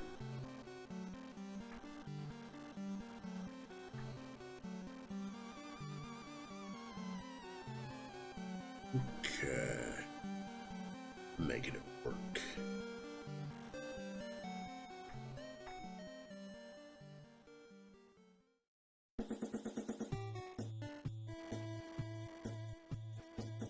Oh yeah, speaking of Ninja Gaiden, I still got a bunch of cutscenes I still need to work on.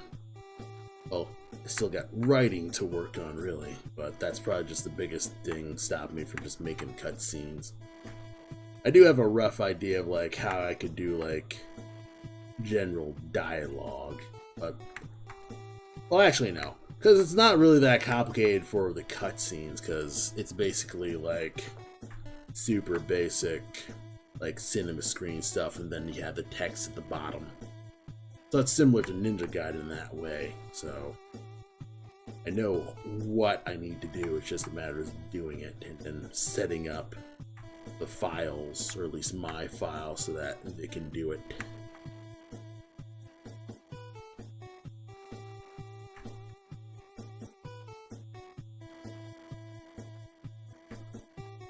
This should actually.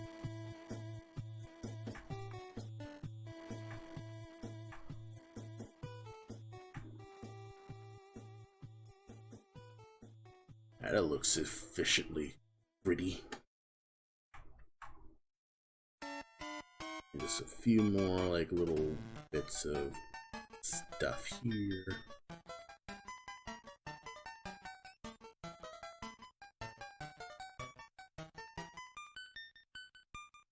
Yes, indeed.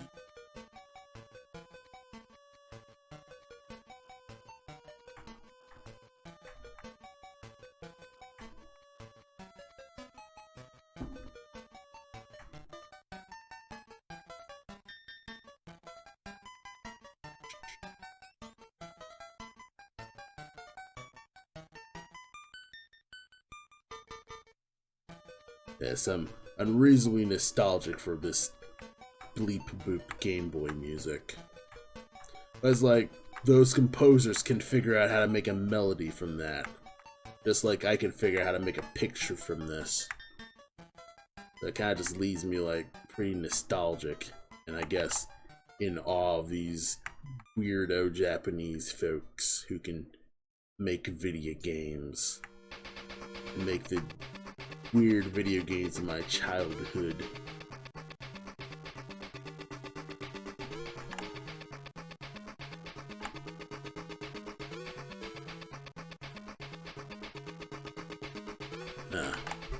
I done fucked up.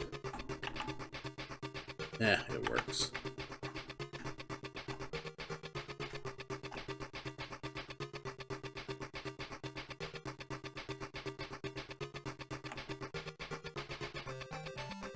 Yeah.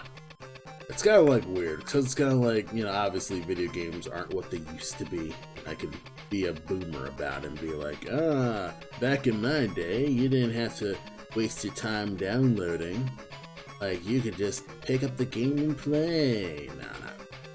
That's like, it's still much more convenient to, like, just boot up a Game Boy than it is to just actually just have a disc.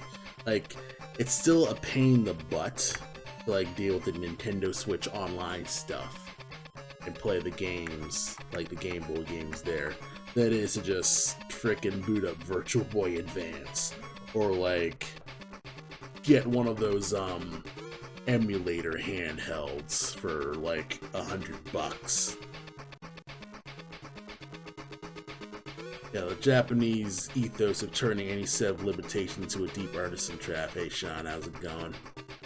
But yeah, it's kind of just one of those things that, you know, that's pretty great, where, you know, they're able to work with just those limits. It's not to say there aren't, like, American studios that can do it, or, like, you know, there aren't, like, I guess, yada yada Western studios and whatever. But it's like, because, you know, things like the Commodore 64 was gigantic in Europe.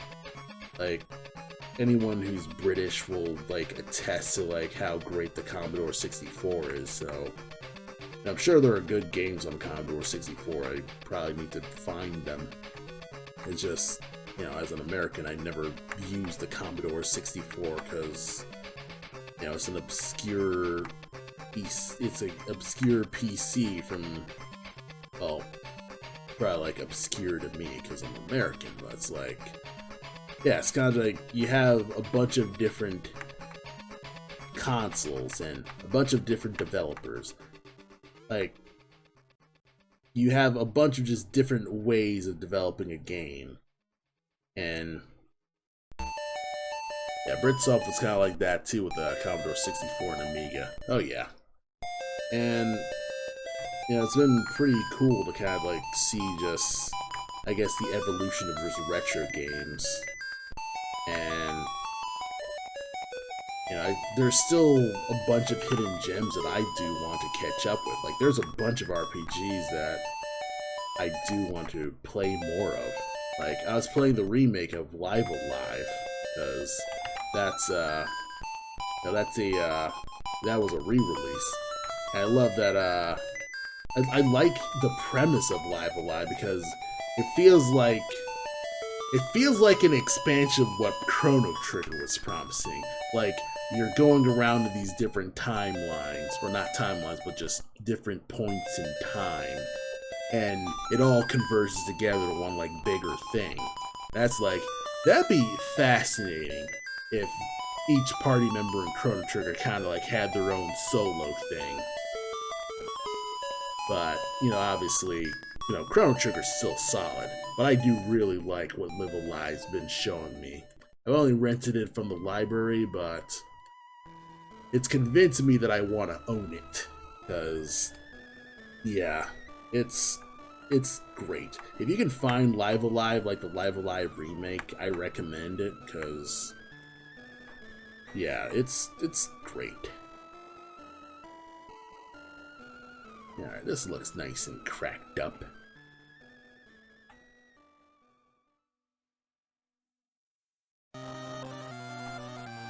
You're much larger. Are these even seamless?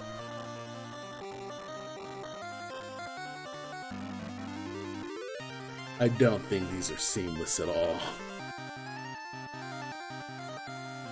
I wish you could paint with like more than one tile though. I think that's one update that I would love from Aseprite, to be able to paint with more than one tile. Because you can only like paint with the one that you've selected. Like, you can't like both click this.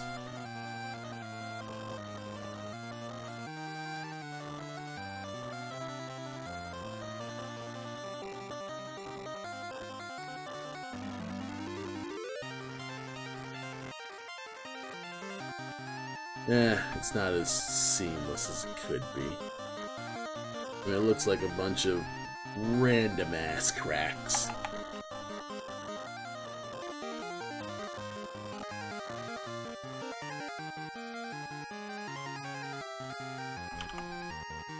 Yeah, like it looks like a mess in a way. It's kind of just one of those things where it's like figuring out the texturing is still kind of tough, because yeah. But I should probably like get to releasing this. So yeah, let me hide this. Hide the bricks. Oh, okay. Simple doorway. Add a doorway. Alright, so doorway, then inside pillar. I like inside pillar. I should have made a clean version of this pillar so it could just be edited. Yeah, it made cracks too uniformly spaced. Yeah, probably. Yeah, like the initial thing, yeah. The perspective of the shadow, stark shadow doorway is cool. Oh yeah, That's one big thing that I'm proud of, is like, you know, it still looks, you know, it goes down really nice. This nice, like, ominous way to kind of just say, oh right, we are entering a darker spot. And I could even do something where I could probably, like,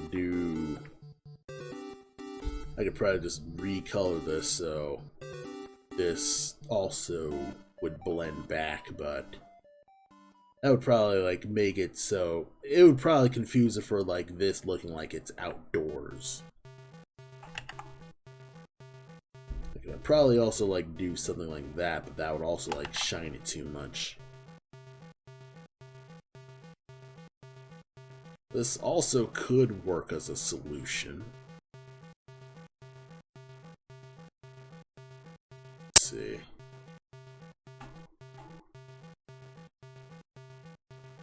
Yeah, it could work. Like, this color might work.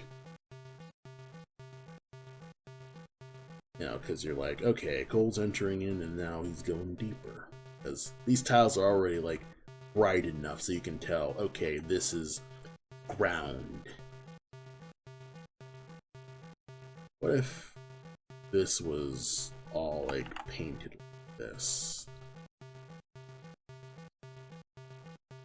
It could help unify it too.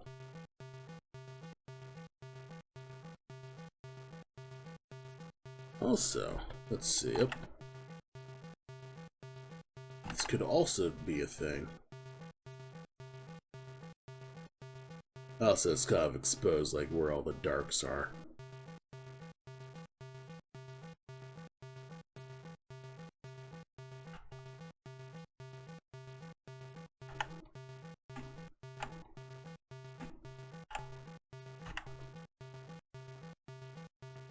Okay, then I'll probably just gain, like, something here.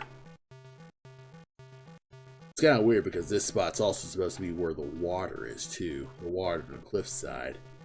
This is all supposed to be underwater, so I need to do something. But I do like the actual, like, big contrast, I'd say.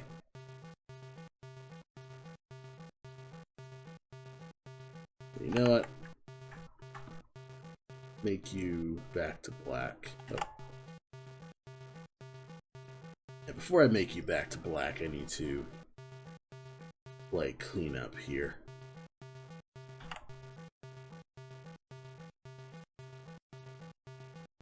Doorway. Clean up this doorway.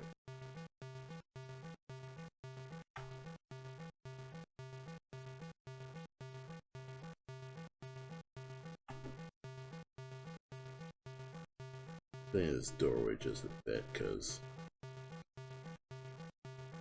I don't want to be, like, completely off.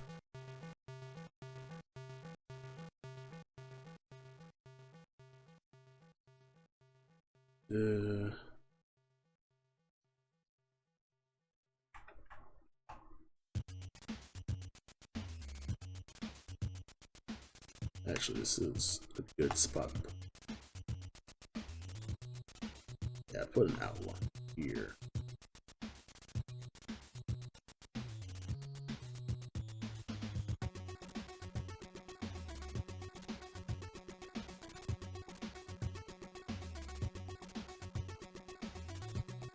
Okay.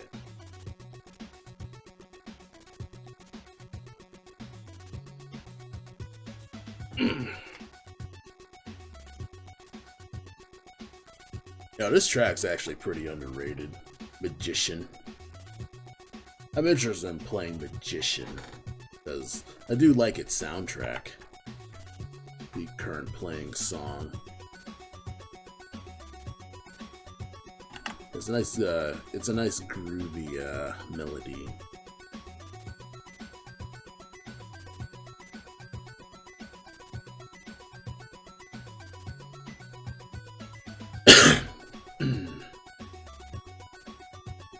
And if push comes to shove, like Adam, you know, he can recolor it. It's totally cool.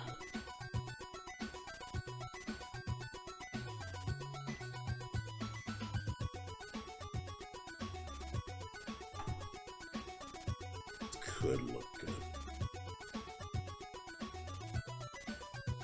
Can't figure out a good spot to put this pillar.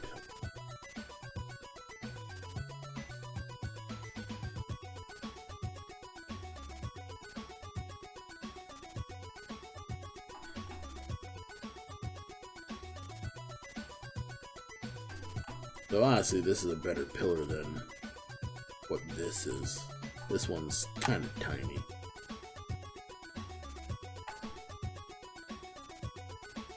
I also can't seem to fit this pillar in here.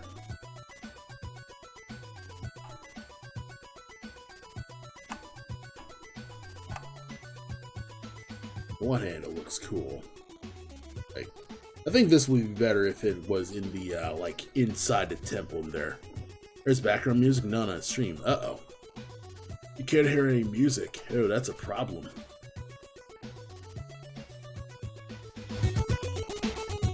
Can you hear it?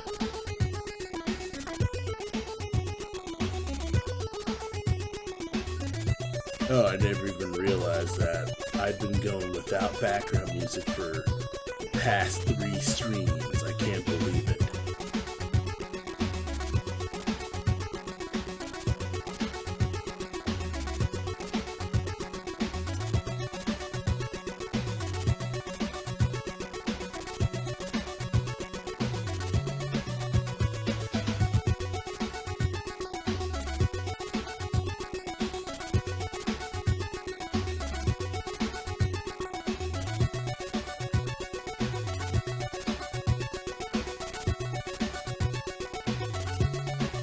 It's weird, like, in my recordings, there's, you know,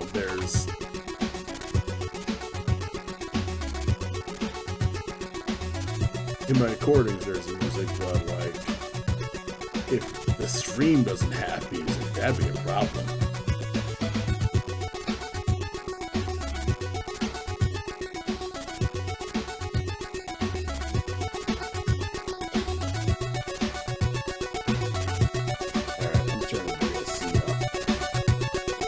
Now 125. Okay, it's peaking.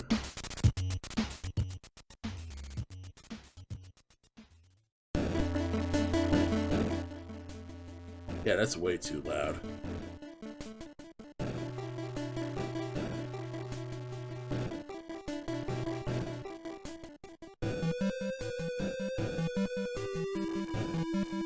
Yeah, well, if that doesn't work, yeah, that'd be a problem. But, you know, whenever I'm editing it into mutes, I set up my audio setup so the music's separate from my voice recording.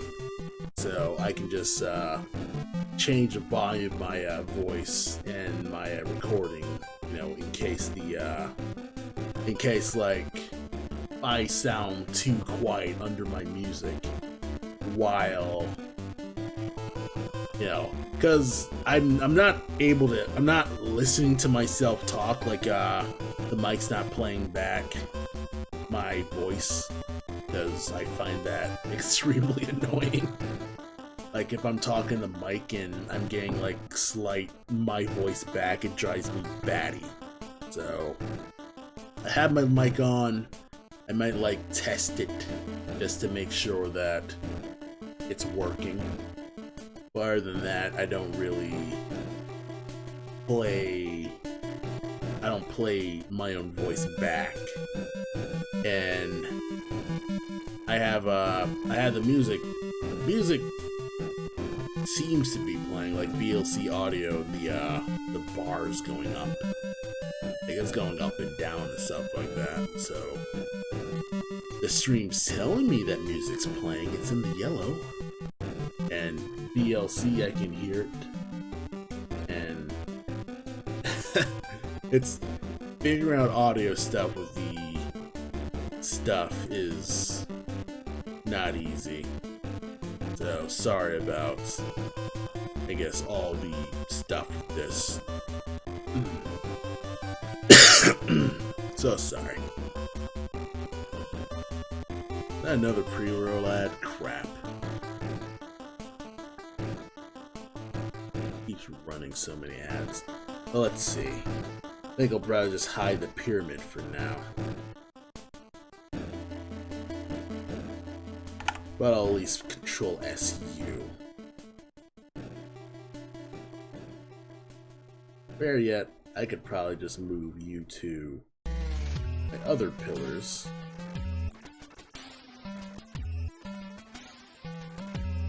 Let's move you to the temple loop folder.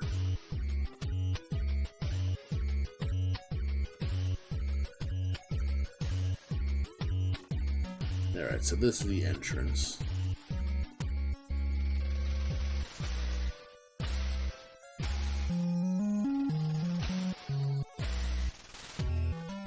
Then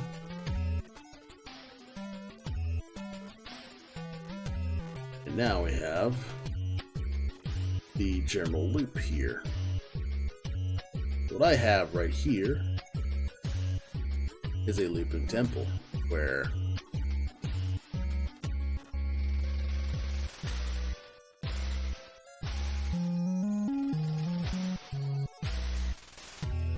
what I want to do. Yep. Unlock. Okay.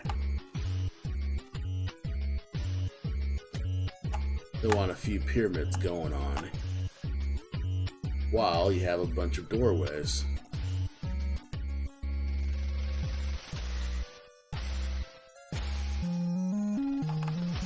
So this is a statue in this doorway where it's supposed to like repeat and stuff like that.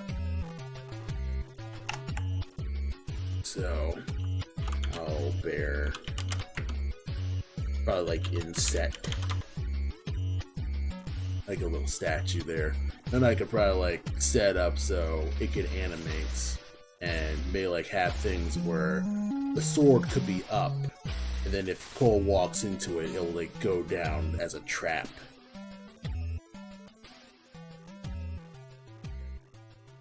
Okay, because a big like future thing that I want to do with this, I'm gonna see if I can view symmetry mode, tile in the x-axis. I want this to repeat. That's the goal of this, is to have a thing where it's repeating. So melee copy, and then paste.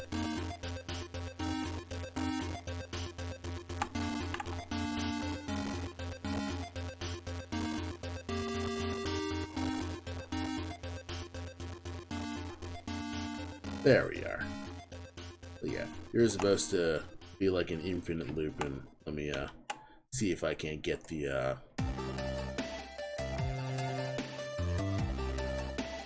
grid settings. So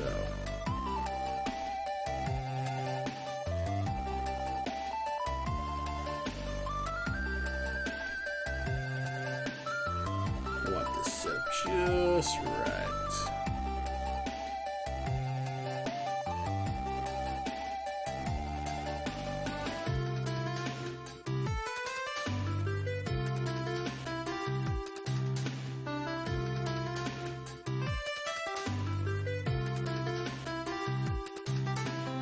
Alright, and then I'll just set it.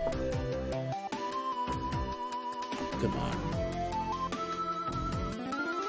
Motherfucker. Come on. Oh, you're locked.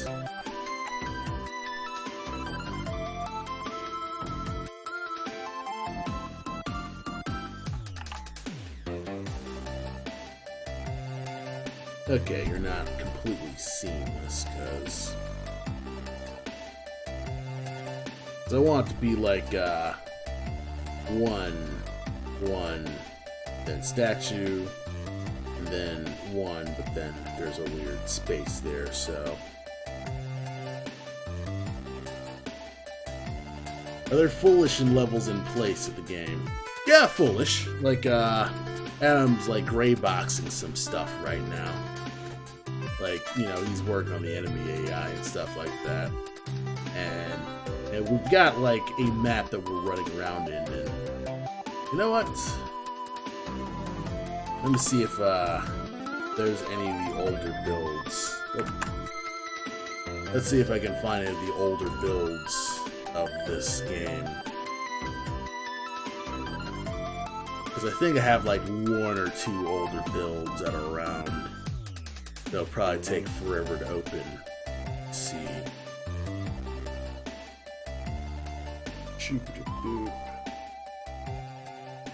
I got like older builds, but not like the current one that Adam's working on. Let's see if I can.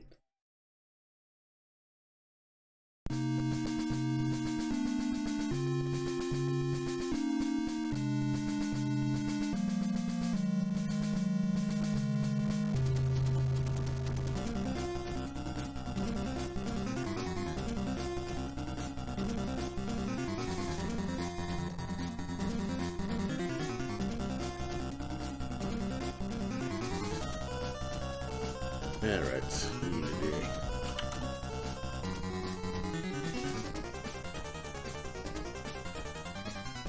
Alright, Unity, will you work? Will you load up sometime within this... sometime within this hour?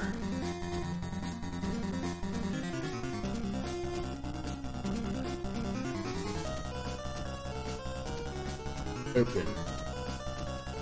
Now it's gonna take 5 ever to open.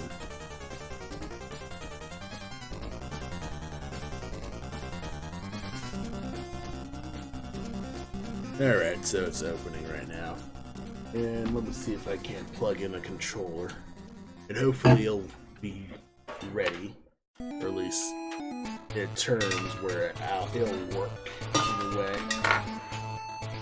Because again, this is a super old build. This is not the build that Adam has at the moment. But I think this is the build where a few slopes and stuff still going. So, you know, for now, we'll kind of just wait a bit.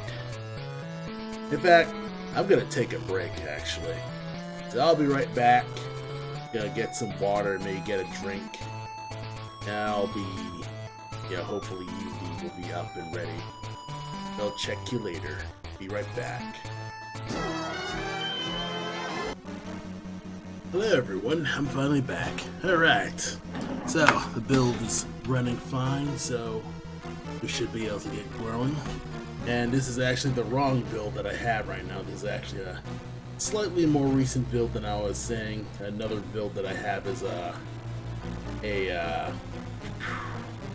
had a 2002 build, but I believe this is the I think this is a 2001 build. So this is what I've been, or at least this is what Adam's been doing. He mostly works in Unity, so Black Mass is currently in Unity. So, you know, here I'm around with my you know, Xbox controller, and we have some super basic stuff.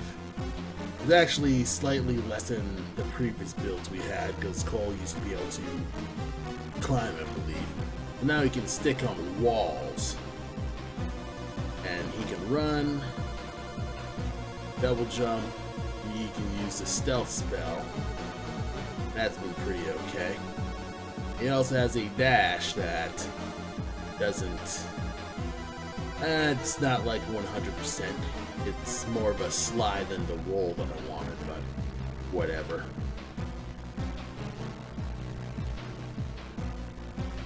He also doesn't have the weapons yet, so that's kind of sucks. Oh. Yeah, basic stealth's working, but the weapons aren't working in this build. I think there were other builds that I have, but I don't have all of them. Well, alright, so the arrows work, but he can't aim.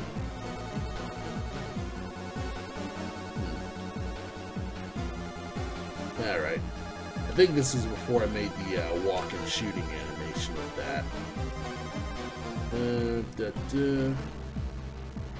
And that's kind of just what I've been working on, or at least in terms of that stuff. Let me see if I can't find a different build, so let me see if I can't pop open another build.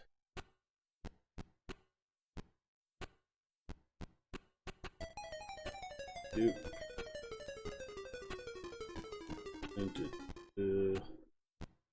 Open new project from disk.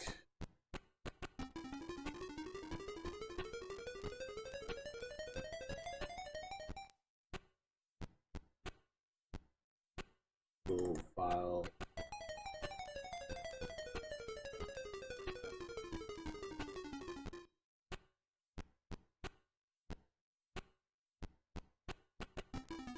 Alright. That's gonna start. Probably should have had this previously. Oh, looks like Unity's running on that. Okay, I'm fine with that. Once that goes, this will go too. And hopefully this doesn't make the stream frickin' die, because I'm now running several different Unity projects going.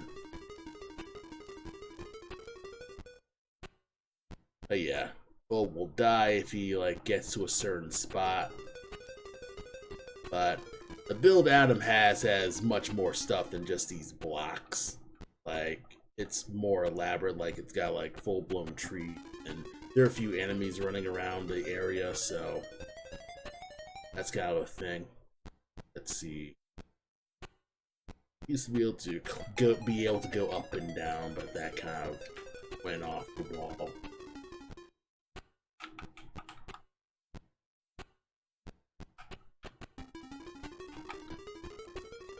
Oh, okay. So pausing works. It's just there's no menu. Okay. Doesn't have the air shot. Yeah, this is a really old build. It's kind of insane that Cole can outrun his own bow. But it is what it is. Yeah, that's kind of the nature of...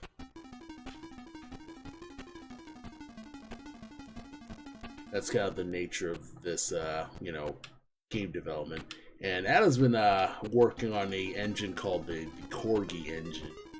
And he's been working off of this for just his code base and stuff like that. And Corgi engine's a basic, code base for platforming and stuff like that. So a lot of stuff is kind of already there.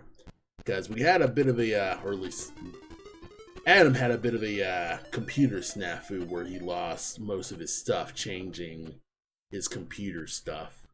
And we had to start from scratch back in 2021, I think. And on one hand, I still have my art assets, it didn't really affect me that much. What the fuck? That was weird.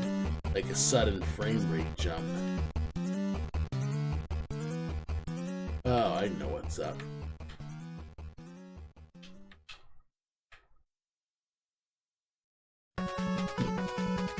Yeah, it's kind of like figuring out the testing with that. It's kind of like, whoa. Alright. There should be the other Unity thing going right now, so let's stop you for the other instance of Unity going. Let's see if the other black mass is going. So here's the other build. Let's see if the other build's working here. And there's nothing. Crap. Alright, so I don't have any of the older builds. Alright. It is what it is. That's kind of just how that goes. It has the first sprites, has the first swimming sprites. A swimming sprites, a lot of hanging sprites. Yeah, it's kind of like one of those things where I don't really remember which builds I personally have. Adam has more of the game builds, so it is what it is.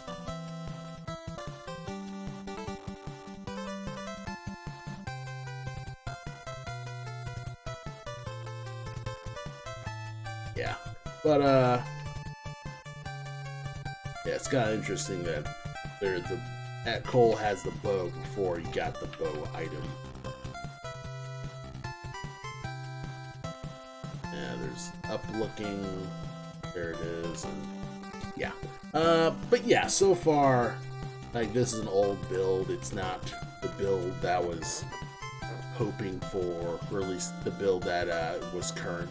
I believe the build that was put in the trailers is a newer Adam build. I probably have like other different builds. Like I probably have there are a bunch of builds in the hard drive. It's just, you know, there's so much crap here, and it takes a minute to kind of just load them all up. That's kind of just been an issue. But, you know, development is slow. Like, it can't be helped. Like, a lot of this stuff, it's, you know, it's game development, and there's only so fast that I can make myself when it comes to, like, drawing stuff. I mean, I can draw as much concept art as I want, because I'm a freaking artist. It doesn't matter. But programming, you know, programming's fine, but the actual making it work without breaking or exploding or memory leaking or all that kind of stuff, that's a whole different story. So, you know, that's kind of just how that goes. I'm gonna see if I can't work a little bit on the like little insects, and then kind of just, I think I'll wrap it for the night, because it's 9:30 right now, and you know, I still need to go to work tomorrow, so I'll at least try to do a little bit of adjustment with these like the background loops, because I want to make 3 different loops just for like gameplay sake. So I plan to make at least 3 horizontal loops, and then probably 2 vertical loops. So like 2 loops like going like up and down infinitely. That's kind of like one of those things where it's like, you know, just in case, you know, we don't have any set pieces, we at least have good looking general pieces that we can just work off of. And that's kind of just my, I guess, my philosophy when it comes to like figuring out, okay, what kind of game assets.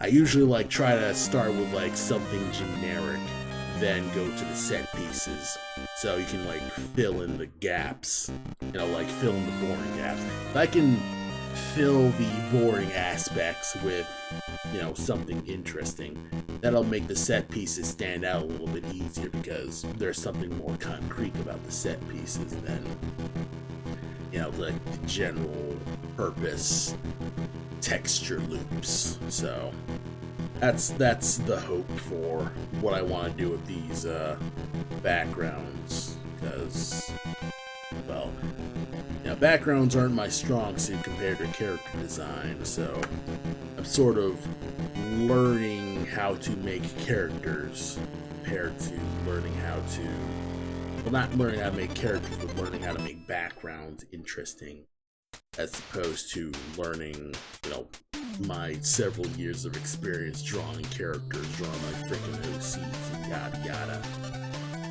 that kind of thing. So that's kind of just how that goes.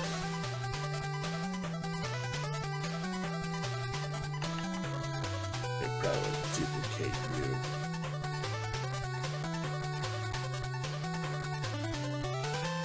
Alright, and probably like, oh, what tile's going?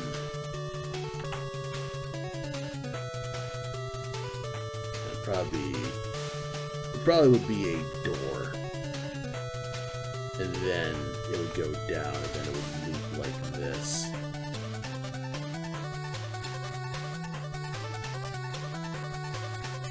Because in like most Castlevanias, you have like,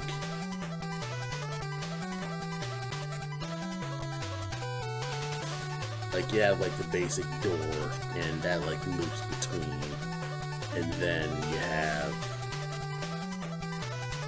the actual screen where it's actually down. So goal would be like he starts here. You probably like enter through this. Let me look at the margins real quick. Yep. There we go.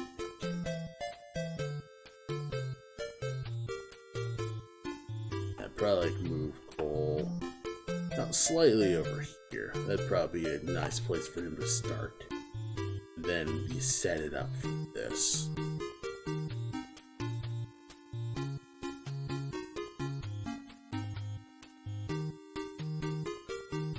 There. Then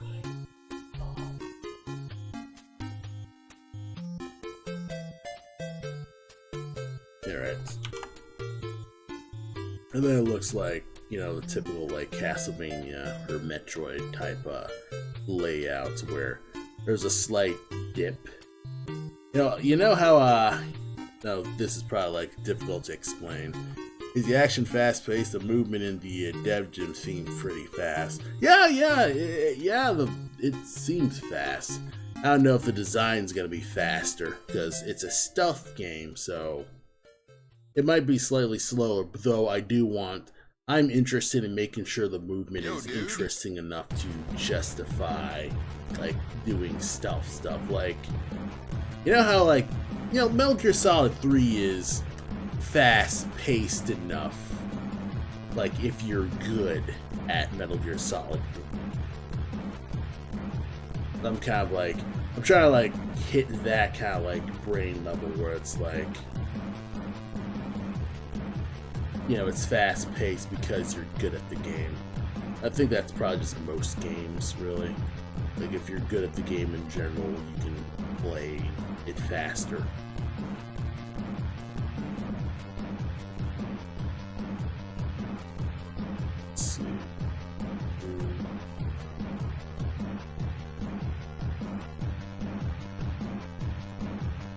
Where's the upside down block?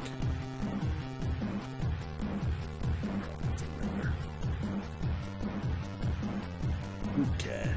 But, you know, this is a nice rough, you know, where everything's all silly. It's that typical, like, Castlevania thing of there's a slight dip and then you go down and then you're able to, like, walk forward.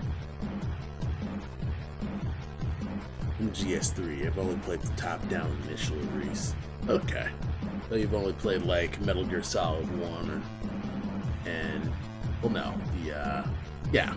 But, you know, I've seen some speed runs with Metal Gear Solid 1, and you can go pretty quick. It's just, you know, obviously you'll learn things. So you need to be, like, really good. But, yeah.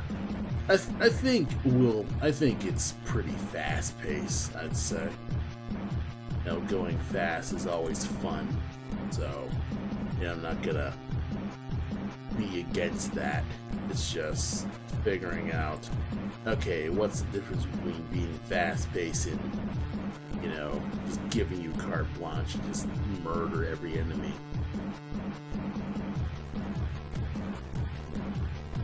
It's sure there was some bottom. I can't find them.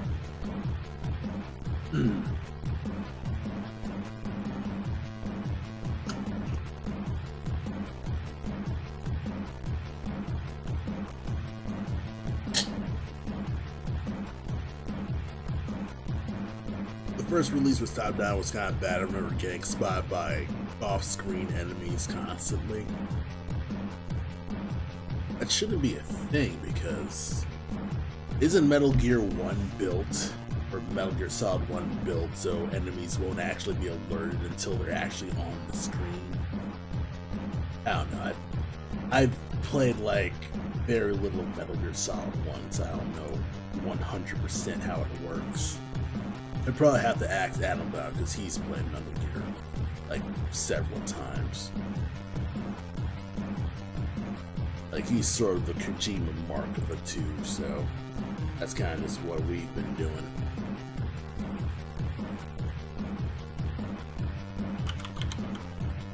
We're a little tipsy with some of the stuff. MGS1 and MGS2 are far more sensible. MGS3 had larger environments. Oh wait, are you talking about like the actual like Metal Gear No Solid?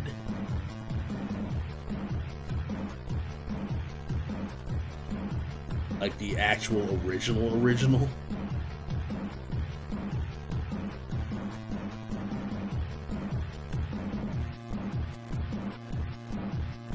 Metal Gear Solid 3 Snake Eater was the original version.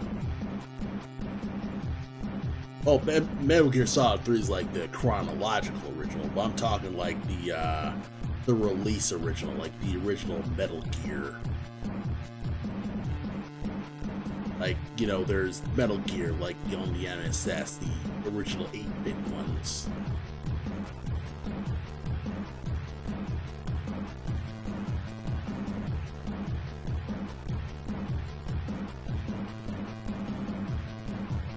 Yeah, because you got like 8-bit Metal Gear and Metal Gear 2 Solid Snake. And then you had the Solid series, which started on the PlayStation and, you know, went forward, and that's like the actual 3D Metal Gears. And the only ones I played was Metal Gear 2 Solid Snake for the MSX. Okay, yeah. Yeah, because Metal Gear 1 and 2 actually came with Metal Gear Solid 3 as like a pack-in, I think.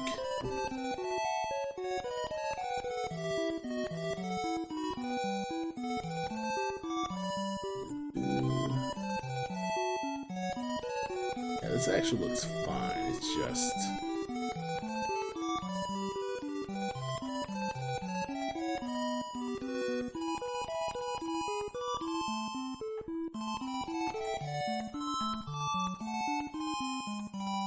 fantastic. I think the owls could actually be smaller, so...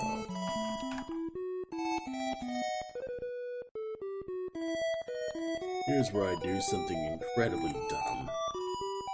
Where I just make this teeny, because I want the perspective to be further.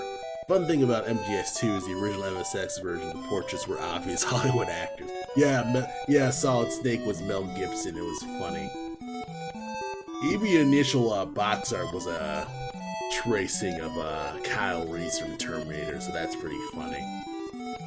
Where it's like, oh, the Terminator, but you know, it's lawyer friendly. A lot of Konami box art was just ripping off of Hollywood movies, and that's kind of like that's an interesting thing about the old games. Is like a lot of people just didn't give a fuck back then.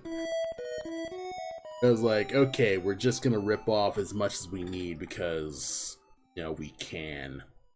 Or we're like working on, you know, we're trying to evoke this certain era and getting movie rights, and America wasn't as litigious as they are now. Yeah, it's pretty fun. Yeah, it's a heck of an era. And honestly, that's kind of like what kind of just gave a lot of things flavors. Like, you had things that, you know, they were obviously like homages to movies at the time, but there was enough of a twist to that existing thing that still ended up original. Like with Contra, for example. The aliens in Contra are just xenomorphs, but because they're in such a different context and there weren't really many alien games, you know, it kind of just didn't really matter because, you know, you're just shooting, you know, you're shooting non-aliens and not like the actual xenomorphs in Alien. So, okay, so what I want to do for this is I actually want to make this, I want to make this further in the back.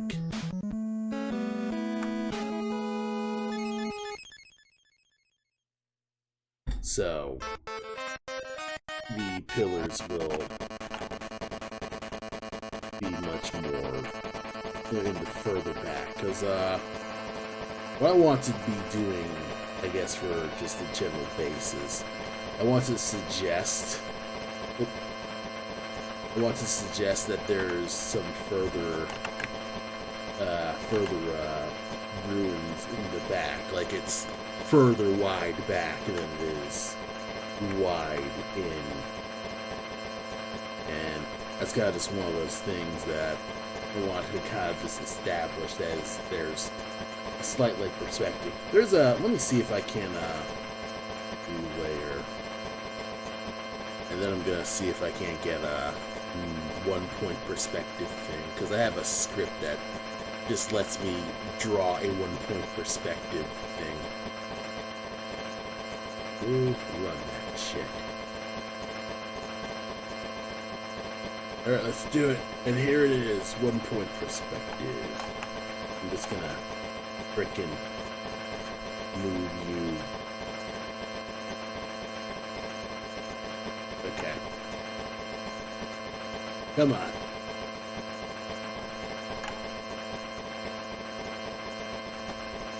How do you move? Okay. I'm like... Oh snap, there's no horizon line. Well, shit. Yeah, I'll work with you.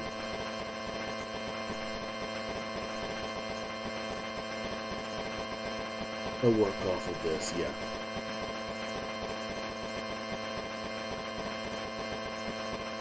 But yeah, the perspective line is like down here. You're kind of like sort of seeing the ceiling. So, that perspective. And this tool's actually been fantastic. I should find a way to link this 1 point perspective helper here. I got it from itch.io. Let's see. 1 point's perspective tool. It's pretty solid. It's a nice, like, it's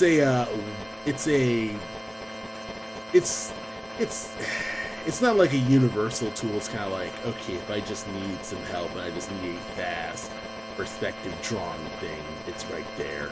So, do Aria perspective helper.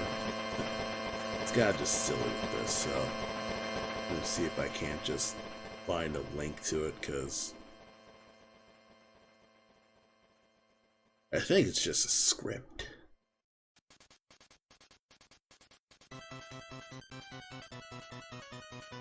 It's simplest.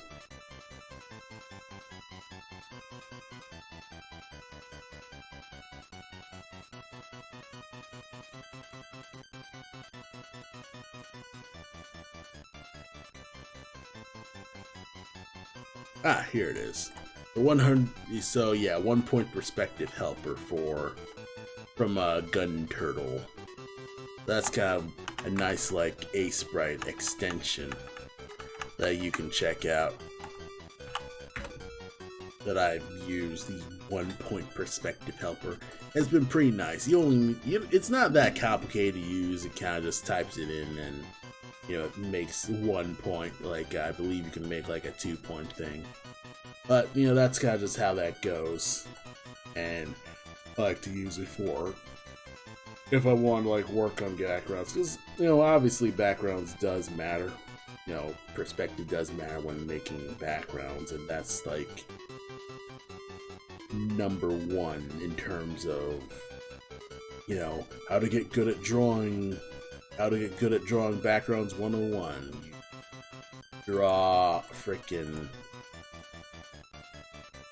I'll just do this and this will be that. In fact, I'll make a nice rough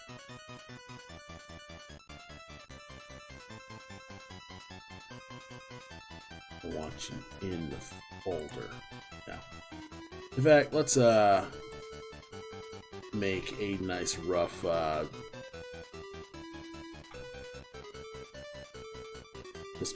the ground floor spot where what the crap.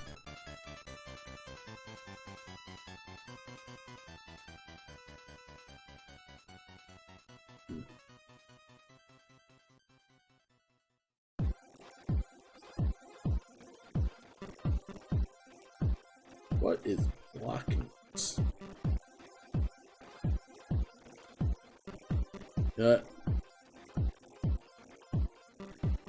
Let's turn off tile mode for now. Okay, so I know what's up.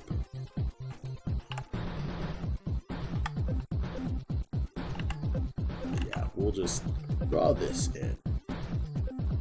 And what I want to do, I'm just sketching now. Because I want like a nice rough thing where you have a cool perspective going on with this. Plus rough bricks out. Like it would probably like end at this spot. And it kind of just goes down like this. And that's like the sloppy thumbnail sketch. I think I probably like made a reference drawing of this actually. Okay, so here's the art I made of, I guess this is actually art I made of the doorways. But okay, this one's actually closer to the background loop I want to do. A nice like loop of just different pillars, and then you can see the pillars in the back. It's nice, infinite loop of infinity. Okay, I'm slightly drunk. Oh shit, I accidentally clicked Blender. Close Blender, please. Okay, good. Oh, I do not want to crash this screen. Why do I have a build up? Close, please. Okay. I have a bunch of stuff that may or may not be taking up resources and I might not know. And I gotta, I don't know if it's gonna affect the stream at all. Like, I don't know if it's affecting, like, the quality of anything. But,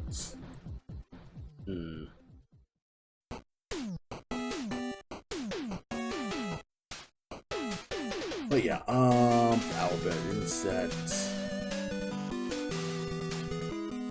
But yeah, this is the sloppy idea of like everything like blending into the back as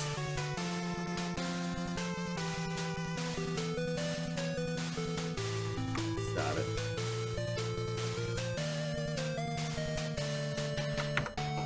Everything just blending into the back, and you have a few pillars also kind of showing up here.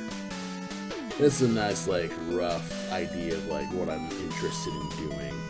And of course I'll probably like do things like break up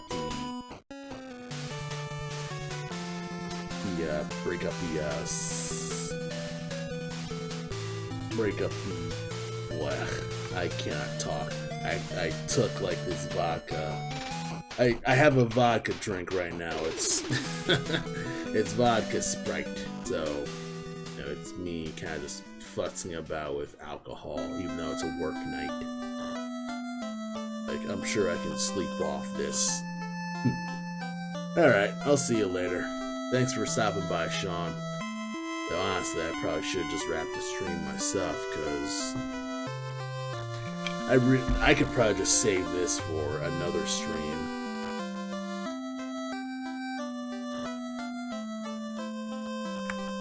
But yeah, this is my sloppy thumbnail when it comes to just this environment stuff, but I'd say for the most part, most of, I guess, the initial doorway's done.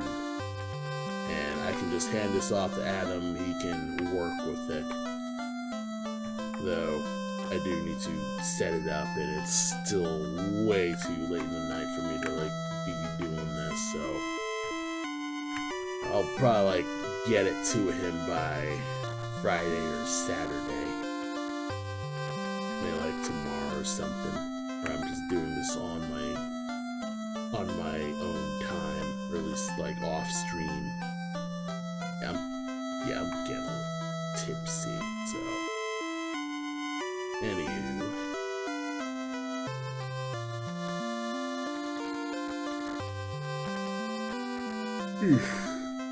Let's see how it looks like on a loop. Like just on an infinite x-axis loop. This is super okay. I could probably actually get rid of this. Nudge you here.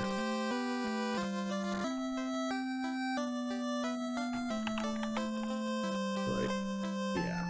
Make this on the scene. Then just nudge you. Oh. Nudge you next to it. And nudge you this way.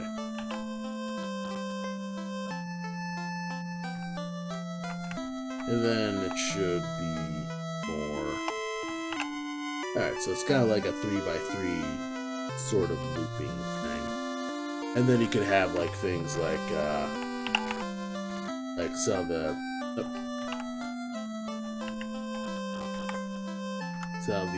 pyramids will be toppled over. There's probably like trash and debris all over the place. There's also like secret walls.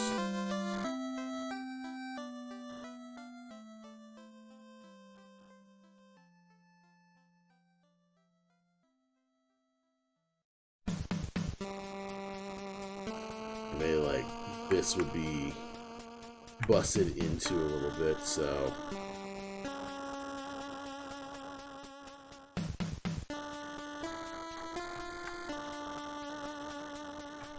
and maybe there'd just be busted, dilapidated walls just all over the place. Yeah, this is interesting. I'm like just sketching, so I think at this point I'm not really polishing, but kind of just planning like what the fuck I could actually put here and just figure out. Alright, I'm trying to make a cool background. And so far so good with that. Like I could probably like start off with this.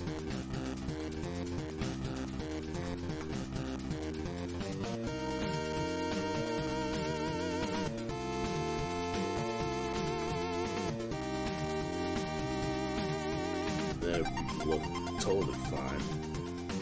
Have a bunch of green, and then there are stuff above. And then I could probably just color this, and it blends in the back some more.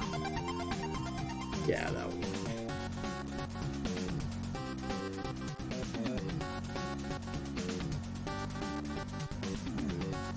Yeah. Yep, that's probably like the rough idea of what I would do for this. So far as kind of like what's around this. So I mean, that's a rough idea of how I could probably tackle it. So, you know, the one thing that's rad about Aseprite is you can like plan your stuff like this. So that's been pretty cool. So if I export this and say Pixaxie on my iPad, I can work off of this, like, I can make one good looking pillar. Like I can start with this pillar. And just start with this pillar, may like stretch you up. Actually, no. Start with this pillar, copy the, work off of another pillar. Like, adjusted and stuff like that.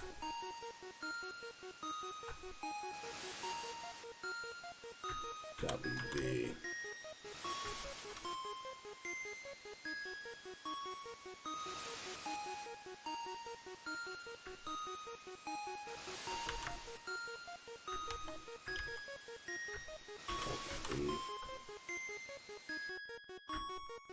Copy B.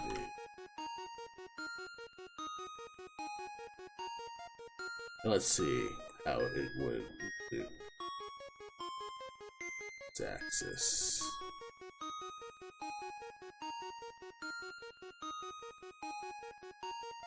Yeah, because I do want to figure out how to make sure it's seamless, and I got it right. And so far, so good with this, actually, like...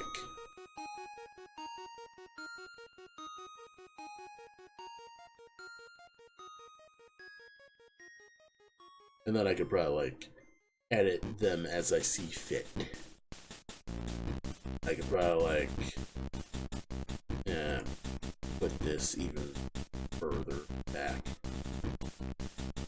This actually has a cool effect, but this isn't the accurate Game Boy thing, even though that shit's gone out the window years ago.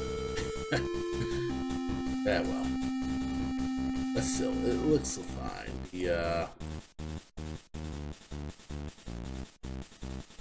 I mean, so far so good. It looks pretty decent. Just needs polishing and all that stuff. But yeah,